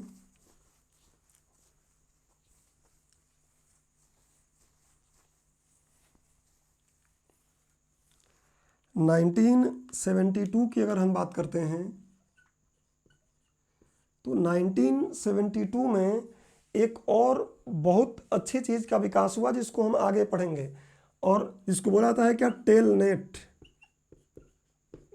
टेलनेट का विकास हुआ। अब टेलनेट क्या है आगे मैं आपको लिखवा भी दूंगा। टेलनेट को आप बस समझ लीजिए कि जिससे किसी दूर के कंप्यूटर को आसानी से जोड़ा जा सके। ये क्या है? एक ऐसी तकनीक है जिससे किसी दूर के कंप्यूटर को आसानी से जोड़ा जा सकता है, जोड़ा जा सकता है। तो टेलनेट का, अच्छा ये सब चीज़ें हैं क्या, मैं आपको आगे पढ़ाऊंगा, अभी तो सिर्फ क्या हम एक ऐतिहासिक तौर पे बातें कर रहे हैं। अब क्या हुआ, 1972 में टेलनेट का आविष्कार हो गया। उसके बाद क्या हुआ, 1973 में अगर आप देखेंगे, या फिर अगर आप ऐसा भी देख सकते हैं कि 1970 के दशक में एक और काम होगा। क्या होगा कि 1970 में दो विद्वान और रहेंगे जिनका चर्चा करना थोड़ा जरूरी है हमको। दो विद्वान और रहेंगे। एक विद्वान रहेगा जिसका नाम क्या रहेगा, विंट सर्फ। एक विद्वान रहेंगे विंट सर्फ। और इन्होंने क्या किया कि टीसीपी प्रोटोकॉल का आविष्कार किया। इन्होंने क्या किया, TCP, transfer control protocol. Transfer control protocol जो अभी आगे भी बताया था, उसको बाद में समझाऊंगा। टीसीपी का आविष्कार किया इन्होंने। टीसीपी का आविष्कार किया किसने, विंट सर्फ नाम के एक कंप्यूटर विज्ञानी ने। अब ये टीसीपी क्या होता था, तो कंप्यूटरों को आपस में जोड़ने का एक सामान्य तरीका है, आगे मैं आपको लिखवाऊंगा, एक प्रोटोकॉल है। उसके बाद क्या हुआ कि इस थोड़े समय बाद इन्होंने ही क्या किया, विंड सर्फ ने ही आईपी का खोज किया, जिसको हम बोलते हैं क्या, इंटरनेट प्रोटोकॉल। नियम जरूरी होते, तो इन्होंने नियम का खोज किया, प्रोटोकॉल। और 1974 में अच्छा, ये जो खोज कर रहे थे विंड सर्फ और इनका, तो उस समय इनके एक और विद्वान थे जिनका नाम था रॉबर्ट ई काहन। रॉबर्ट इनके सहयोगी थे, रॉबर्ट ई काहन। इन्होंने क्या किया कि दोनों लोगों ने मिलकर एक समाचार पत्र प्रकाशित किया। इन दोनों ने मिलकर एक समाचार पत्र प्रकाशित किया। और उस समाचार पत्र को एक स्पेशल नाम से जाना गया, और वो नाम क्या था, मैं लिख देता हूँ यहाँ पे, आप भी इसको लिखते रहिएगा। जिसे क्या नाम दिया गया, द फादर ऑफ, जिसका नाम दिया गया the father of the internet, the father of the internet. जिसे नाम दिया गया क्या, जिसे नाम दिया गया the father of the internet, the father of the internet. और इसीलिए आप देखेंगे कई जगहों पे ऐसा हो जाता है कि जो फादर ऑफ इंटरनेट अगर कोई आपसे पूछता है या किताबों में लिखता है, तो विंट सर्फ को कहा जाता है। विंट सर्फ को फादर ऑफ इंटरनेट, कंप्यूटर नहीं, फादर ऑफ इंटरनेट भी कहा जाता है। और क्यों, तो आप बस ये बताएंगे कि विद्वान विंट सर्फ ने टीसीपी का आविष्कार किया, और बाद में इन्होंने ही आईपी का आविष्कार किया। दोनों क्या है, प्रोटोकॉल है, सामान्य नियम तरीके हैं जिससे इंटरनेट चलता है। क्या है वो भी मैं आगे आपको रिटर्न में थोड़ा सा बताऊंगा। इनके सहयोगी थे रॉबर्ट ई काहन। इन दोनों लोगों ने मिलकर एक समाचार पत्र प्रकाशित किया जिसका नाम था the father of the internet. और यही कारण है कि इन दोनों लोगों को, या दोनों लोगों ने ही विंड सर्फ को इंटरनेट का फादर कहा जाता है। अच्छा, कुछ बातें और थोड़ा सा हमको समझनी है कि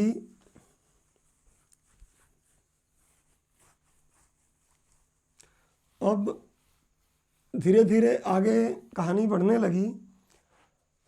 अमेरिका क्या कर रहा था, तो पहले तो गोपनीय तरीके से चल रही थी, लेकिन धीरे धीरे लोगों को पता, कंप्यूटर जैसे जैसे जुड़ते गए, लोगों को या वैज्ञानिकों के दिमाग में एक बात चलने लगी कि काश अगर विश्व के सारे कंप्यूटर आपस में जुड़ जाएंगे तो सूचना संचार करना कितना आसान रहेगा। हाँ, मिलिट्री पर्पस के लिए अमेरिका भले ही क्या था, अभी मिलिट्री पर्पस के लिए अमेरिका को संदेह था कि हम इसको ओपन न करें, लेकिन उसने मिलिट्री के लिए एक अलग ही इसका धारा बना लिया, और उसके बाद सूचना के लिए एक अलग ही धारा बना दिया, जो मैं आगे आपको ही बता रहा हूँ। अब मैं आपको थोड़ा फास्टली धीरे धीरे बताते जा रहा हूँ इनके विकास के बारे में, और उसके बाद इनको डिटेल में पढ़ेंगे। तो 1972 की मैंने आपको बात, ये टेलनेट हुआ। 1973 में क्या हुआ कि FTP जो फाइल ट्रांसफ़र प्रोटोकॉल है उसको बनाया गया। तो आप 1973 में एक और नया काम हो गया, और सारे काम मिलकर ही इंटरनेट को बनाएंगे। हम इसको जब अगला लेक्चर पढ़ेंगे तो जोड़ पाएंगे कि हाँ ये क्या है।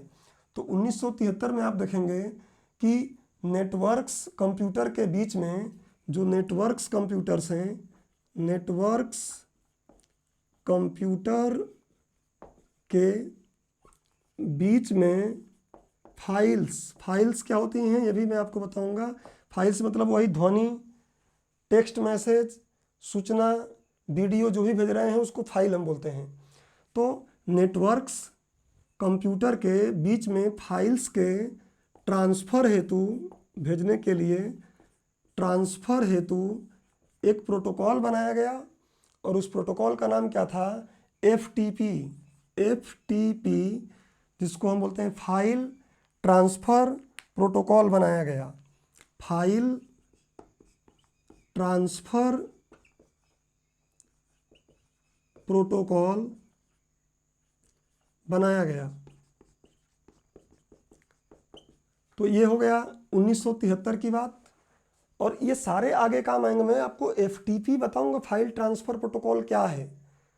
अभी मैं इतिहास में थोड़ा चल रहा हूँ, एक बार आपको आइडिया लग जाए कि कैसे कैसे चीज़ें आई हैं। रटना नहीं है, लेकिन थोड़ा एक आपको सोचने का, समझने का मौका मिल जाएगा। आगे कभी भी कुछ पढ़ना रहेगा तो आप बता पाएंगे कि हाँ कैसे क्या हुआ। जैसे आपको लगता है ना ईमेल भेजने वाला, ईमेल बहुत पहले भेजा गया था, 1971 में पहला ईमेल भेजा गया था। तो ईमेल क्या है पढ़ेंगे, वहाँ देखेंगे। लेकिन ईमेल भेजें चाहे कुछ भी भेजें, उसके लिए इंटरनेट के विकास का क्रम तो हमको पता होना चाहिए ना। तो बहुत डिटेल में लेकर थोड़ा आप छोटा ले चल रहा हूँ मैं। 1983 में आप जाएंगे, आप सीधे 10 साल बाद जाइए।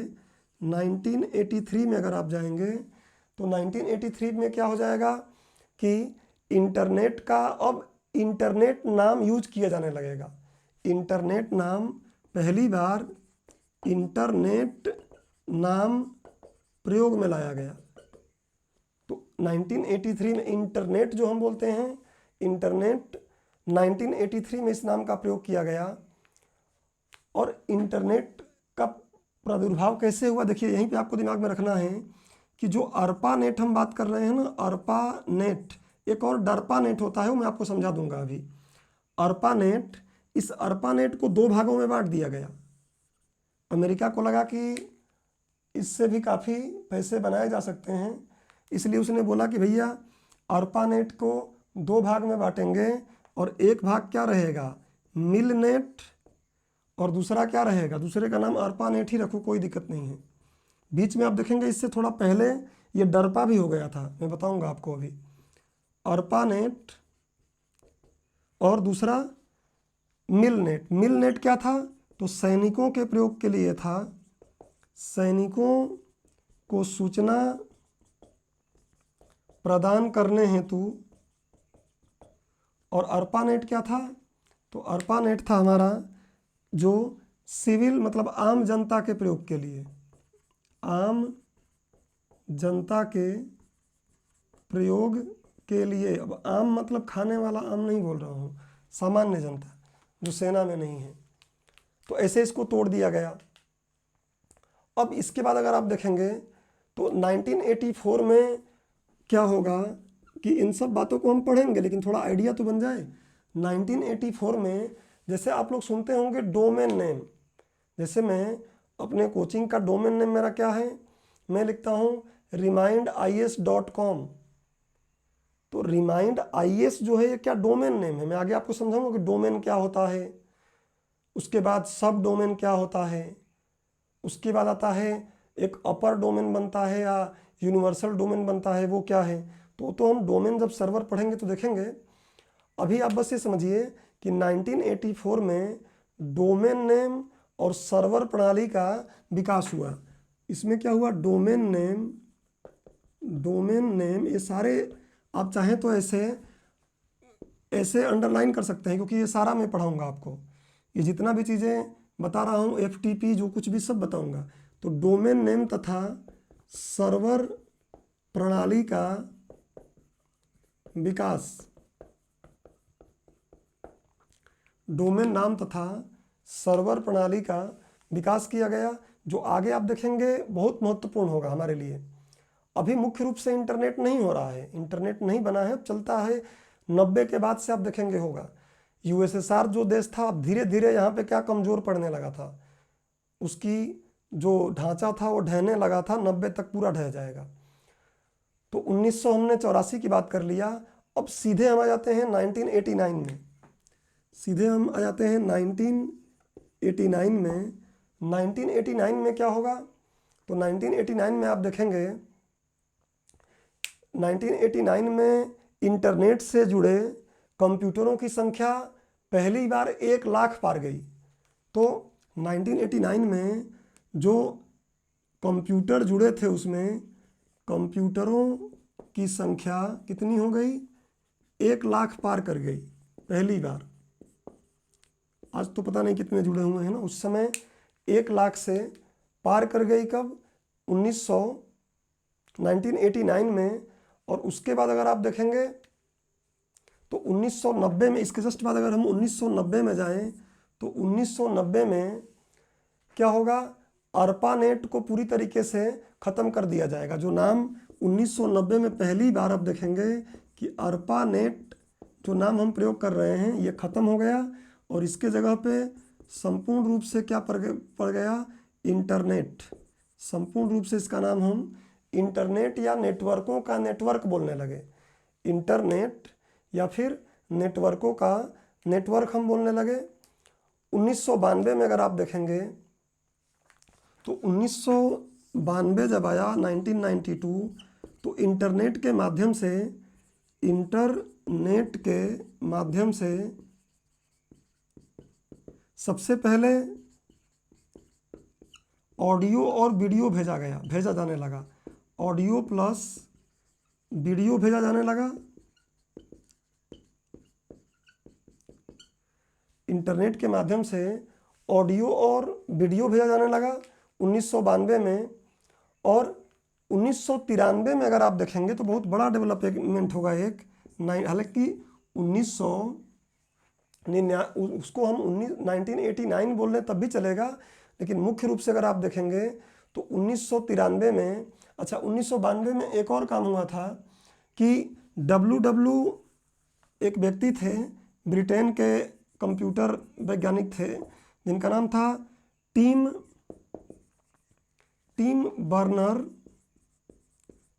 बर्नर ली। इन्होंने क्या किया, www का खोज किया, वर्ल्ड वाइड वेब का खोज किया। अब ये भी अंडरलाइन कर लिया मैं कि www क्या होता है और उसने क्या क्रांति ला दिया इंटरनेट में, वो हम समझेंगे इसके माध्यम से। तो अभी बस एक खाका बना ले रहे हैं कि इन्होंने क्या किया। कुछ लोग बोलते हैं कि 1989 में किया, कुछ लोग 90 बोलते हैं, 91 बोलते हैं। आप बस समझिए कि टिम बर्नर्स ली ने 1992 के आसपास वर्ल्ड वाइड वेब का आविष्कार विकसित किया उसको। और 1993 में अगर आप जाके देखेंगे तो आज आप यूज करते हैं ना वेब ब्राउज़र। वेब ब्राउज़र क्या होता है मैं बताऊंगा। गूगल क्या है, एक वेब ब्राउज़र है। याहू क्या है, एक वेब ब्राउज़र है।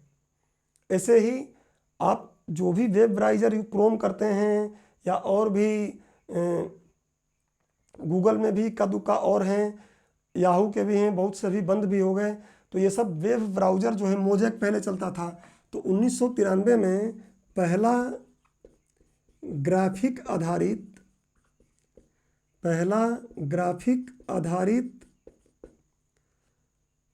वेब ब्राउज़र का आविष्कार किया गया। पहला वेब ब्राउज़र का आविष्कार किया गया, और इस को आविष्कार करने का श्रेय दिया जाता है, एक व्यक्ति थे मार्क एंडरसन ने क्या किया, वेब ब्राउज़र बना दिया। मतलब पहली बार गूगल जैसा कुछ आया। जैसे गूगल पे हम सर्च मारते हैं ना, कुछ भी आ जाता है, तो वैसे पहली चीज़ जो बनी थी उसका नाम क्या था? मोज़ेक।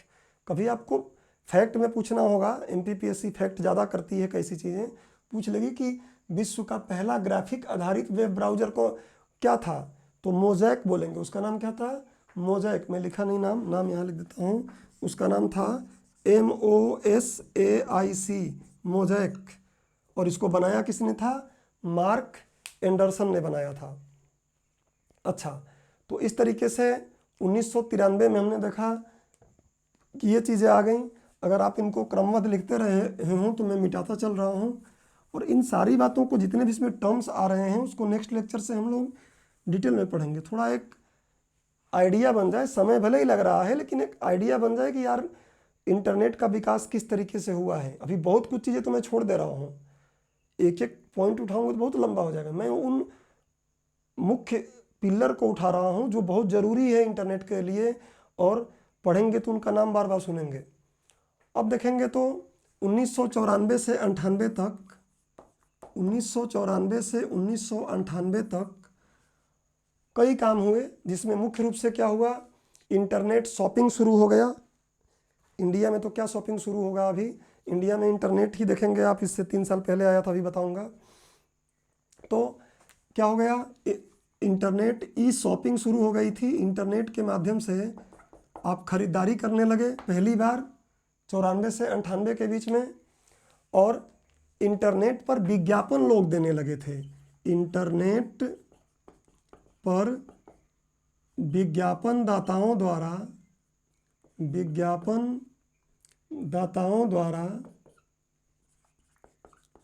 ऐड दिया जाने लगा। ऐड मतलब क्या? विज्ञापन, ऐड दिया जाने लगा। आज देखेंगे कि YouTube पर बहुत से लोग कमा रहे हैं। YouTube पर जो भी कमा रहे हैं वो किससे कमा रहे हैं? इसी से तो कमा रहे हैं। YouTube पे मान लीजिए मैं चैनल कोई बनाता हूँ और एक अच्छे फॉलोअर्स मेरे हो जाते हैं, वीडियो मेरा बहुत जल्दी वायरल होता है, उस पर ऐड चलेगा, फिर बड़े बड़े लोगों का उस पर ऐड चलेगा। उस ऐड के माध्यम से क्या होगा? YouTube को भी पैसा मिलता है और वही कुछ में से कुछ हिस्सा हमें दे देता है। तो इंटरनेट पर विज्ञापन दाताओं द्वारा ऐड दिया जाने वाला काम बहुत पहले हुआ, 1994, 1998। कई लोग इसमें देख रहे होंगे जिनका उस समय जन्म ही नहीं होगा। अब इसी बीच में एक और हम बात कर लें 1995 का। 1995 का बात हालांकि मैं बाद में कर दूं। 1995 के 15 अगस्त 1995 को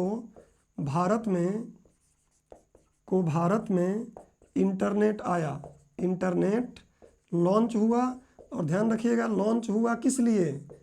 तो ये लॉन्च हुआ था केवल सरकार अपने तौर पे यूज कर रही थी, केवल सार्वजनिक कार्य के लिए भी हुआ। धीरे धीरे आगे बढ़ेगा, ये सार्वजनिक कार्यों हेतु लॉन्च होगा ये 1995 में। खैर भारत का मैं अभी थोड़ा सा अलग से ही दिखा दूंगा। उसके बाद आप देखेंगे 1996 में लगभग 150 से अधिक देश इस व्यवस्था से जुड़ गए, इंटरनेट से जुड़ गए। अब अमेरिका को भी कोई डर नहीं था। अब तो चौधरी, वैसे ही आप देखेंगे अमेरिका को बिग ब्रदर कहा जाता है। तो बिग ब्रदर का एक सेंस उसका ज़्यादा ये इंटरनेट वाला है, क्योंकि इंटरनेट की जितनी भी लाइनें हैं वो कहीं ना कहीं अमेरिका से होकर जाती हैं। और कई बार ऐसा कहा जाता है कि अमेरिका क्या करता है? विश्व पर निगरानी रखता है। कई बार संवेदनशील डेटा जो होते हैं उनको भी वो अपने हिसाब से छान के निकालता रहता है, देखता रहता है कि कौन क्या कर रहा है। खैर वो एक अलग मुद्दा है। उसके बाद ये अभी विश्व की हम बात करें, भारत में हम देखेंगे 1998 में क्या होगा। भारत की बात अलग से मैं कर दूंगा। अब इस तरीके से अगर हम देखें तो हमने देख लिया कि इस तरीके से लगभग विश्व में इंटरनेट का विकास हुआ है। इंटरनेट के विकास के मुख्य कारण क्या रहे, इनको आप रिवाइज थोड़ा एक बार कर लीजिएगा। मैंने इसको अपने तरीके से जितना भी हो सका बताने का कोशिश किया कि पहले अमेरिका में 4, फिर अमेरिका के हवाई से जोड़ा, अमेरिका से बाहर कहीं कंप्यूटर जुड़े तो पहले ब्रिटेन और नॉर्वे में जुड़े। इस तरीके से बाकी जो नए नए खोज हुए वो सब देखिएगा, जनक कौन है ये दिमाग में रखिएगा। अब एक छोटा सा मैं टॉपिक विकास में बनाता हूँ, और फिर थोड़ा आज मुझे भी गला गड़बड़ लग रहा है, तो नेक्स्ट लेक्चर में थोड़ा गला सही करके आता हूँ तो फिर पढ़ाता हूँ। और ऐसा लगेगा तो मैं इसके बाद भी 2 लेक्चर 1-1 घंटे का बनाऊंगा, जिसमें कंप्लीट हो जाएगा पूरा। चलिए अब क्या करेंगे, हम थोड़ा सा देखते हैं भारत में इंटरनेट। अब थोड़ा सा टॉपिक हम बना लेते हैं, भारत में इंटरनेट। तो भारत में इंटरनेट बहुत बाद में आया है। विश्व में इंटरनेट जहां 1960 से कहीं ना कहीं चीज़ें चल रही थी, भारत में बहुत बाद आया, 1995 में आया। बट अगर आपने कंप्यूटर पढ़ा हो तो ध्यान रखेंगे, कंप्यूटर और सूचना और संचार प्रौद्योगिकी में हमारे एक प्राइम मिनिस्टर हुए हैं जिनका नाम है राजीव गांधी। मैं राहुल गांधी की बात नहीं कर रहा हूँ, राजीव गांधी। तो राजीव गांधी ने कंप्यूटर क्रांति भारत में लाया था। राजीव गांधी की ही देन है कि आज कंप्यूटर और सूचना और संचार प्रौद्योगिकी हमारे देश में बहुत बेहतर हुआ है। पहले कंप्यूटर सरकार के वर्चस्व में रहता था, आयात किया जाता था, बनाया नहीं जाता था। बाद में यहाँ सही से कंप्यूटर बनना और कंप्यूटर के जो उन्होंने एक्सपोर्ट नीति और इंपोर्ट नीति किया, उससे बहुत कंप्यूटर सस्ते हो गए। एसटीडी पीसीओ क्रांति भी उसी दौर का है। एसटीडी पीसीओ क्रांति, अब तो मोबाइल है, उस समय एसटीडी पीसीओ क्रांति होती थी, वो भी राजीव गांधी के दौर का है। तो खैर वो कंप्यूटर पढ़ते हैं तो वहाँ हम देखते हैं। बस दिमाग में रखिएगा कि राजीव गांधी के दौर में सूचना और संचार क्रांति के लिए एक स्वर्णिम दौर उन्होंने शुरू किया, और वहीं से हमारा आज का जो डेवलपमेंट है हो पाया है। खैर अगर भारत में अगर आप देखेंगे तो भारत में बहुत पहले 1973 में ही, भारत में 1973 में ही इंदिरा गांधी के समय में क्या हुआ था, तो एक डिपार्टमेंट बना दिया गया था, और वो डिपार्टमेंट क्या था, डिपार्टमेंट ऑफ इलेक्ट्रॉनिक्स। 1970 शायद था, 1970 में डिपार्टमेंट, देख लीजिएगा इसको एक बार आप, डिपार्टमेंट ऑफ इलेक्ट्रॉनिक्स। तो इलेक्ट्रॉनिक्स हम पढ़ चुके हैं, इलेक्ट्रॉनिक के सामान बनाने के लिए इस तरीके से कुछ चीज़ें बनी। Department of electronics Indira Gandhi के प्रधानमंत्रित्व काल में 1970 में गठन किया गया। अब डायरेक्ट हम लोग राजीव गांधी के टाइम पर ही आ जाते हैं। आप देखेंगे राजीव गांधी साहब जो हैं, राजीव गांधी हालांकि राजनीति के क्षेत्र में आना नहीं चाहते थे, मजबूरियों के कारण आए, क्योंकि भाई मर गया, माँ मर गई, और उसके बाद आना पड़ा इनको। तो राजीव गांधी जब आए तो इन्हीं के समय में, इन्हीं के प्रधानमंत्री, जब ये पीएम थे राजीव गांधी, तभी 2 कंपनियां बनेंगी। 1986 में यहाँ लिख दे रहा हूँ, 1986 में 2 कंपनी बनेगी। एक कंपनी बनेगी VSNL, BSNL नहीं, VSNL, और एक और पहले इसका फुल फॉर्म देख लीजिए, ये था विदेश संचार निगम लिमिटेड। ये VSNL कंपनी बनी। और एक और कंपनी का नाम आप सुनते होंगे, जिस कंपनी का नाम होता है MTNL। MTNL, इस MTNL का जो गठन में ये कंपनी बनी थी, तो ये MTNL भी 1986 में ही बनी थी। इन 2 संस्थाओं का उनके द्वारा आरंभ किया गया, मतलब ये 2 कंपनियां चालू हुई। और राजीव गांधी के एक मित्र थे जो अभी भी हैं, तो हैं बोलना अच्छा रहेगा, सैम पित्रोदा। आप चाहें तो गूगल करके देख लीजिएगा, सैम पित्रोदा। अभी कुछ समय पहले खूब विवाद में आए थे ये, और इन्होंने ही एक और बात भी कहा था कि भारत में डिजिटल क्रांति के जनक नरेंद्र मोदी नहीं हैं, बल्कि भारत में डिजिटल क्रांति के पितामह या जनक कहा जा सकता है किसको, राजीव गांधी को। तो सैम पित्रोदा आप देखेंगे फ्रेंच कट दाढ़ी रखते हैं, और टेलीकॉम क्रांति और कंप्यूटर या दूरसंचार क्रांति में इनका बहुत बड़ा रोल रहा है। राजीव गांधी के प्रमुख सलाहकार रह के ये इसमें काम किए हैं। तो सैम पित्रोदा सलाहकार थे इनके। 2 कंपनियां आई, और उसके बाद अगर आप देखेंगे तो भारत में आगे अगर हम बने देखें तो 15 अगस्त, अब ये राजीव गांधी का 15 प्रधानमंत्री तो काल नहीं है, ये तो इन्होंने कई ऐसे काम किया था कंप्यूटर से जुड़ा हुआ जो बाद में कंप्यूटर क्रांति बना। आप देख सकते हैं कि ऐसे बोल सकते हैं कंप्यूटर क्रांति इनके जनक कहा सकता है इनको भारत में, या फिर आप इसको दूरसंचार क्रांति भी इनकी देन है, राजीव गांधी और सैम पित्रोदा की। एसटीडी पीसीओ होते थे, उस एसटीडी पीसीओ से बहुत आराम से लोग बात कर सकते थे। खैर महंगा होता था वो, लेकिन चिट्ठी भेजने की तुलना में बहुत आसान काम हो गया था। अब इसके आगे अगर हम देखें भारत में तो 1995 में ऑफिशियल रूप से 1995 में 15 अगस्त को ऑफिशियल रूप से क्या किया गया, इंटरनेट का आरंभ हुआ। मतलब आज से अगर हम देखें तो 95, 5 उधर जोड़ लीजिए और 21, मतलब 26 साल के आसपास हो गया। 26 साल पहले ही भारत में इंटरनेट आया, और वो भी इंटरनेट आया किसके लिए, सार्वजनिक कार्यों के लिए, सरकारी कामों के लिए। आम लोगों के लिए इंटरनेट तो था ही नहीं। सबसे पहले आम लोगों के लिए इंटरनेट शुरू किया गया था कोलकाता में, जो इसके बाद रहा। तो अब देखेंगे 1995 में इंटरनेट भारत में आया, और कौन लेके आया ये भी कभी पूछा सकता है आपसे। तो लेके आया यही कंपनी बीएसएनएल विदेश संचार निगम लिमिटेड द्वारा लॉन्च किया गया 15 अगस्त 1995 को इंटरनेट भारत में। और इंटरनेट जब भारत में आप देखेंगे लॉन्च हुआ तो कुछ वेबसाइट बनी। वेबसाइट क्या है हम पढ़ेंगे। मैं बोल रहा हूँ कि अभी मैंने जो जितने भी युक्तियाँ हैं इंटरनेट की उस पर बात किया नहीं, प्रारंभ में ही समय लग गया। तो आप देखेंगे कभी फैक्ट पूछते हैं राज्य सिविल सेवाएं, तो कभी पूछ सकते हैं कि जो भारत में पहला इंटरनेट था वो क्या था, जो पहला वेबसाइट थी वो क्या थी। तो पहला वेबसाइट जो भारत में थी उसको आप देखेंगे तो भारत की पहली वेबसाइट का नाम था indiaworld.com। उसका नाम था indiaworld.com। ऐसे ही एक और थी rediff.com। ऐसे ही एक और था indiatimes.com। आपके दिमाग में आ रहा है .com क्या है, टेंशन मत लीजिए, अगले लेक्चर में .com भी समझेंगे .com है क्या। अभी तो हम सिर्फ जनरल एक विकास पढ़ रहे हैं कि भारत में बीएसएनएल लेकर आया इंटरनेट, indiaworld.com, rediff.com या indiatimes.com ऐसी वेबसाइटें सबसे पहले बनी।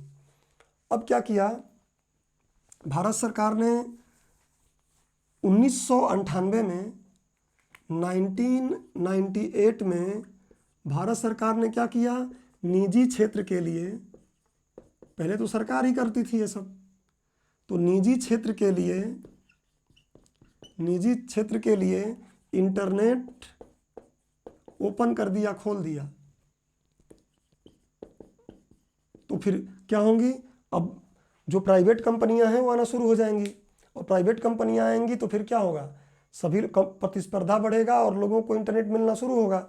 तो ध्यान रखिएगा 1998 में भारत सरकार ने इंटरनेट को निजी क्षेत्र के लिए ओपन किया, और यहाँ से इंटरनेट के विस्तार का कार्य शुरू हुआ। यहाँ से इंटरनेट के विकास का कार्य शुरू हुआ, मतलब आम जन तक धीरे धीरे इंटरनेट की पहुंच बढ़ने लगी। आप देखेंगे तो धीरे धीरे इंटरनेट बढ़ेगा, मोबाइल बढ़ेगा। आप देखेंगे 2004 में, सन 2004 में नई ब्रॉडबैंड नीति लाई गई। ब्रॉडबैंड नीति लाई गई, और ये नीति कौन लेकर आया था, नीति लाई गई जो अटल बिहारी वाजपेयी लेकर आए थे। आप YouTube पर जाके अगर आज उस समय का ऐड देखेंगे तो इंडिया साइनिंग का एक ऐड चलता था, और उसी मुद्दे को लेकर अटल बिहारी वाजपेयी चुनाव भी लड़े थे, बट दुर्भाग्य से हार गए थे।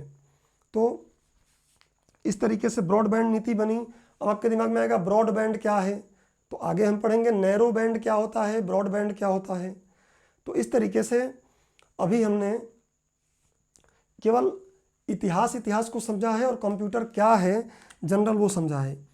एक बात और मैं आपको चाहता हूँ समझ जाएं आप, जब इतिहास इतना समझ लिए हैं तो और भी समझ जाएं थोड़ा सा, और फिर मैं 5 मिनट लगा के क्रम से एक बार बोल देता हूँ।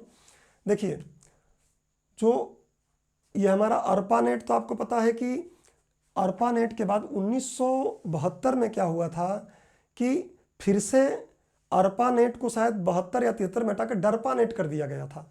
देखिए 1972 में, ये भी नाम सुनेंगे आप कई बार, तो मैं चाहता हूँ कि आपको कहीं ये ना लगे कि नहीं पढ़ा हूँ। 1972 में यूएसए अमेरिका ने जो अर्पा था, उसका अर्पा तो क्या था, एडवांस रिसर्च, जो एडवांस रिसर्च प्रोजेक्ट एजेंसी थी, एडवांस रिसर्च प्रोजेक्ट एजेंसी थी, इसका नाम बदल के क्या रख दिया, डरपा। इसका नाम रख दिया क्या, DARPA, defence advance research project agency, defence advance research project agency. तो अर्पा नेट ही, ये तो नेट जो था उसका नाम तो अर्पा नेट ही था, बट कई किताबों में आप देखेंगे इसको क्या लोग बोल देंगे कि जब अर्पा का नाम 1972 में डरपा किया गया तो ये क्या बन गया, डरपा नेट। अब आपकी मर्जी है, चाहे तो आप इसको मान लें चाहे ना माने। मेरा मानना है कि डरपा नेट इंटरनेट का कभी नाम ही नहीं हुआ, वो तो उन्होंने अर्पा जो संस्था थी उसकी 1957 वाली, उसका नाम डरपा रख दिया। और फिर देखेंगे आप तो 1983 में फिर से उन्होंने अर्पा नेट की स्थापना कर दिया। 1983 में अमेरिका ने ही फिर से क्या कर दिया, उसको अर्पा कर दिया, और फिर से उसका नाम क्या आ गया, अर्पा नेट बना। लेकिन आपको पता है कि 1983 से इंटरनेट शब्द का भी प्रयोग होने लगा। तो इस तरीके से हमने इस लेक्चर में इतिहास को समझने का प्रयास किया कि इंटरनेट क्या है। पहले तो जो भी समय लगा उसमें लगा, बाकी इतिहास में ज़्यादा समय लगा है, मैं भी मानता हूँ, लेकिन इससे आपको थोड़ा सा एक फ्लो मिल जाएगा कि इंटरनेट का आगमन हुआ कैसे है। और अब 5 मिनट इसका क्रक्स देता हूँ, सुन लीजिए ध्यान से। इंटरनेट के विकास की ही केवल बात करूँगा। 1960 में शीत युद्ध के दौरान अमेरिका के एक वैज्ञानिक थे जिनका नाम था क्या, लियोनार्ड क्लेनरॉक लिखा था पहले में। उन्होंने सोचा कि क्यों ना कुछ ऐसी तकनीक विकास किया जाए जिससे सूचना को गोपनीय रूप से भेजा जाए, क्योंकि वो दौर बड़ा सेंसिटिव था। तो उन्होंने क्या किया, अपने 2 दोस्तों को मिलाया जो MIT के वैज्ञानिक थे, और उन 2 दोस्तों का नाम था जेसी लिकलाइडर और दूसरे का नाम क्या था, रॉबर्ट टेलर। इन लोगों ने मिलकर 1962 तक, क्योंकि अर्पा तो 1957 में बन गया था और इन्होंने उसी के सदस्य थे, तो 1962 में इन्होंने एक कंप्यूटर नेटवर्किंग बनाने का प्रस्ताव किया और इस पे काम शुरू करने लगे। 1965 में पैकेट स्विचिंग का आविष्कार हुआ। पैकेट स्विचिंग क्या होता है समझ लीजिए थोड़ा सा। उसके पहले क्या होता था, सर्किट स्विचिंग होता था, ठीक है। सर्किट स्विचिंग मतलब क्या कि जो भी चीज़ें हम बोल रहे हैं उसको तार के माध्यम से वोल्टेज में या धारा में प्रवाहित कर दिया गया तो पूरा जाता था। और ये पैकेट स्विचिंग मतलब क्या है, जो भी सूचना आप भेज रहे हैं ना उसको तोड़ दिया जाएगा छोटे छोटे टुकड़ों में, और हर टुकड़ों पर एड्रेस दे दिया जाएगा। वो किसी भी रास्ते से होकर जाएंगे लेकिन अपने एड्रेस पर ही पहुंचेंगे, और एड्रेस पे पहुंचने के बाद फिर से वो क्या हो जाएंगे, एक क्रम में जम जाएंगे। आगे बताऊंगा इसके बारे में। तो उसको बोलते थे पैकेट स्विचिंग का आविष्कार हुआ, बहुत आसान हो गया काम। तो पैकेट स्विचिंग का आविष्कार हुआ। उसके बाद अगर आप देखेंगे तो जो अमेरिका में अर्पा का स्थापना किया गया था 1957 में, वो 1969 तक आते आते ऐसी तकनीक विकसित कर ली कि अब वो इंटरनेट से सूचना को एक जगह से दूसरे जगह तक भेज सकती थी। और उसके लिए उन्होंने एक कोड बनाया, क्या, कंप्यूटर से कंप्यूटर को भेजने के लिए एक नियम बनाया, नेटवर्क कंट्रोल प्रोटोकॉल। अब इसके प्रयोग से 29 अक्टूबर 1969 को लॉगिन नाम का एक मैसेज भेजा गया जो आंशिक रूप से सफल हुआ, केवल LO ही पहुंच पाया, बट उम्मीद जगी। इसके बाद धीरे धीरे इस पे काम हुआ, सफलता भी मिली। अमेरिका के 4 यूनिवर्सिटी जुड़ी हुई थी, फिर हवाई में उसको जोड़ दिया गया, उसका भी एक विशेष नाम दिया गया था बट अपने काम का है नहीं। एलोहा नेट कहा गया था जो हवाई से जोड़ा गया था। फिर अमेरिका के बाहर अगर आप देखेंगे तो ब्रिटेन के कुछ कंप्यूटर को इससे जोड़ा गया, क्योंकि नेटो के वो साथी थे। नॉर्वे के कुछ कंप्यूटर को जोड़ा गया और ऐसे करते करते धीरे धीरे कंप्यूटरों को जुड़ने का उसमें संख्या बढ़ने लगी। उसके बाद 1972 में टेलनेट का आविष्कार हुआ। फिर आपने देखा कि 83 में इंटरनेट का प्रादुर्भाव हुआ। उसके पहले 73 में FTP फाइल ट्रांसफ़र करने के लिए एक प्रोटोकॉल आया। 1990 में इसका नाम इंटरनेट दे दिया गया। अर्पानेट टूट गया किसमें? मिलनेट और अर्पानेट में। फिर आपने देखा कि 1989 में संख्या 1 लाख हो गई। और इस तरीके से आगे और जो मैंने बातें किया हैं वो आपको देख लीजिएगा एक बार। लेक्चर लंबा ज़रूर हुआ है, बट इसको आप चाहें तो 1.5 या 2 के स्पीड पर सुन लीजिएगा, क्योंकि इसमें सिर्फ सुनना है, समझना है। और इसके बाद का जो लेक्चर होगा वो लेक्चर पूरी इसके तकनीकों पर होगा, हर एक बात आपको समझ में आएगी। तो ठीक है, आज का लेक्चर यहीं बंद करते हैं। मिलते हैं अगले लेक्चर में। धन्यवाद।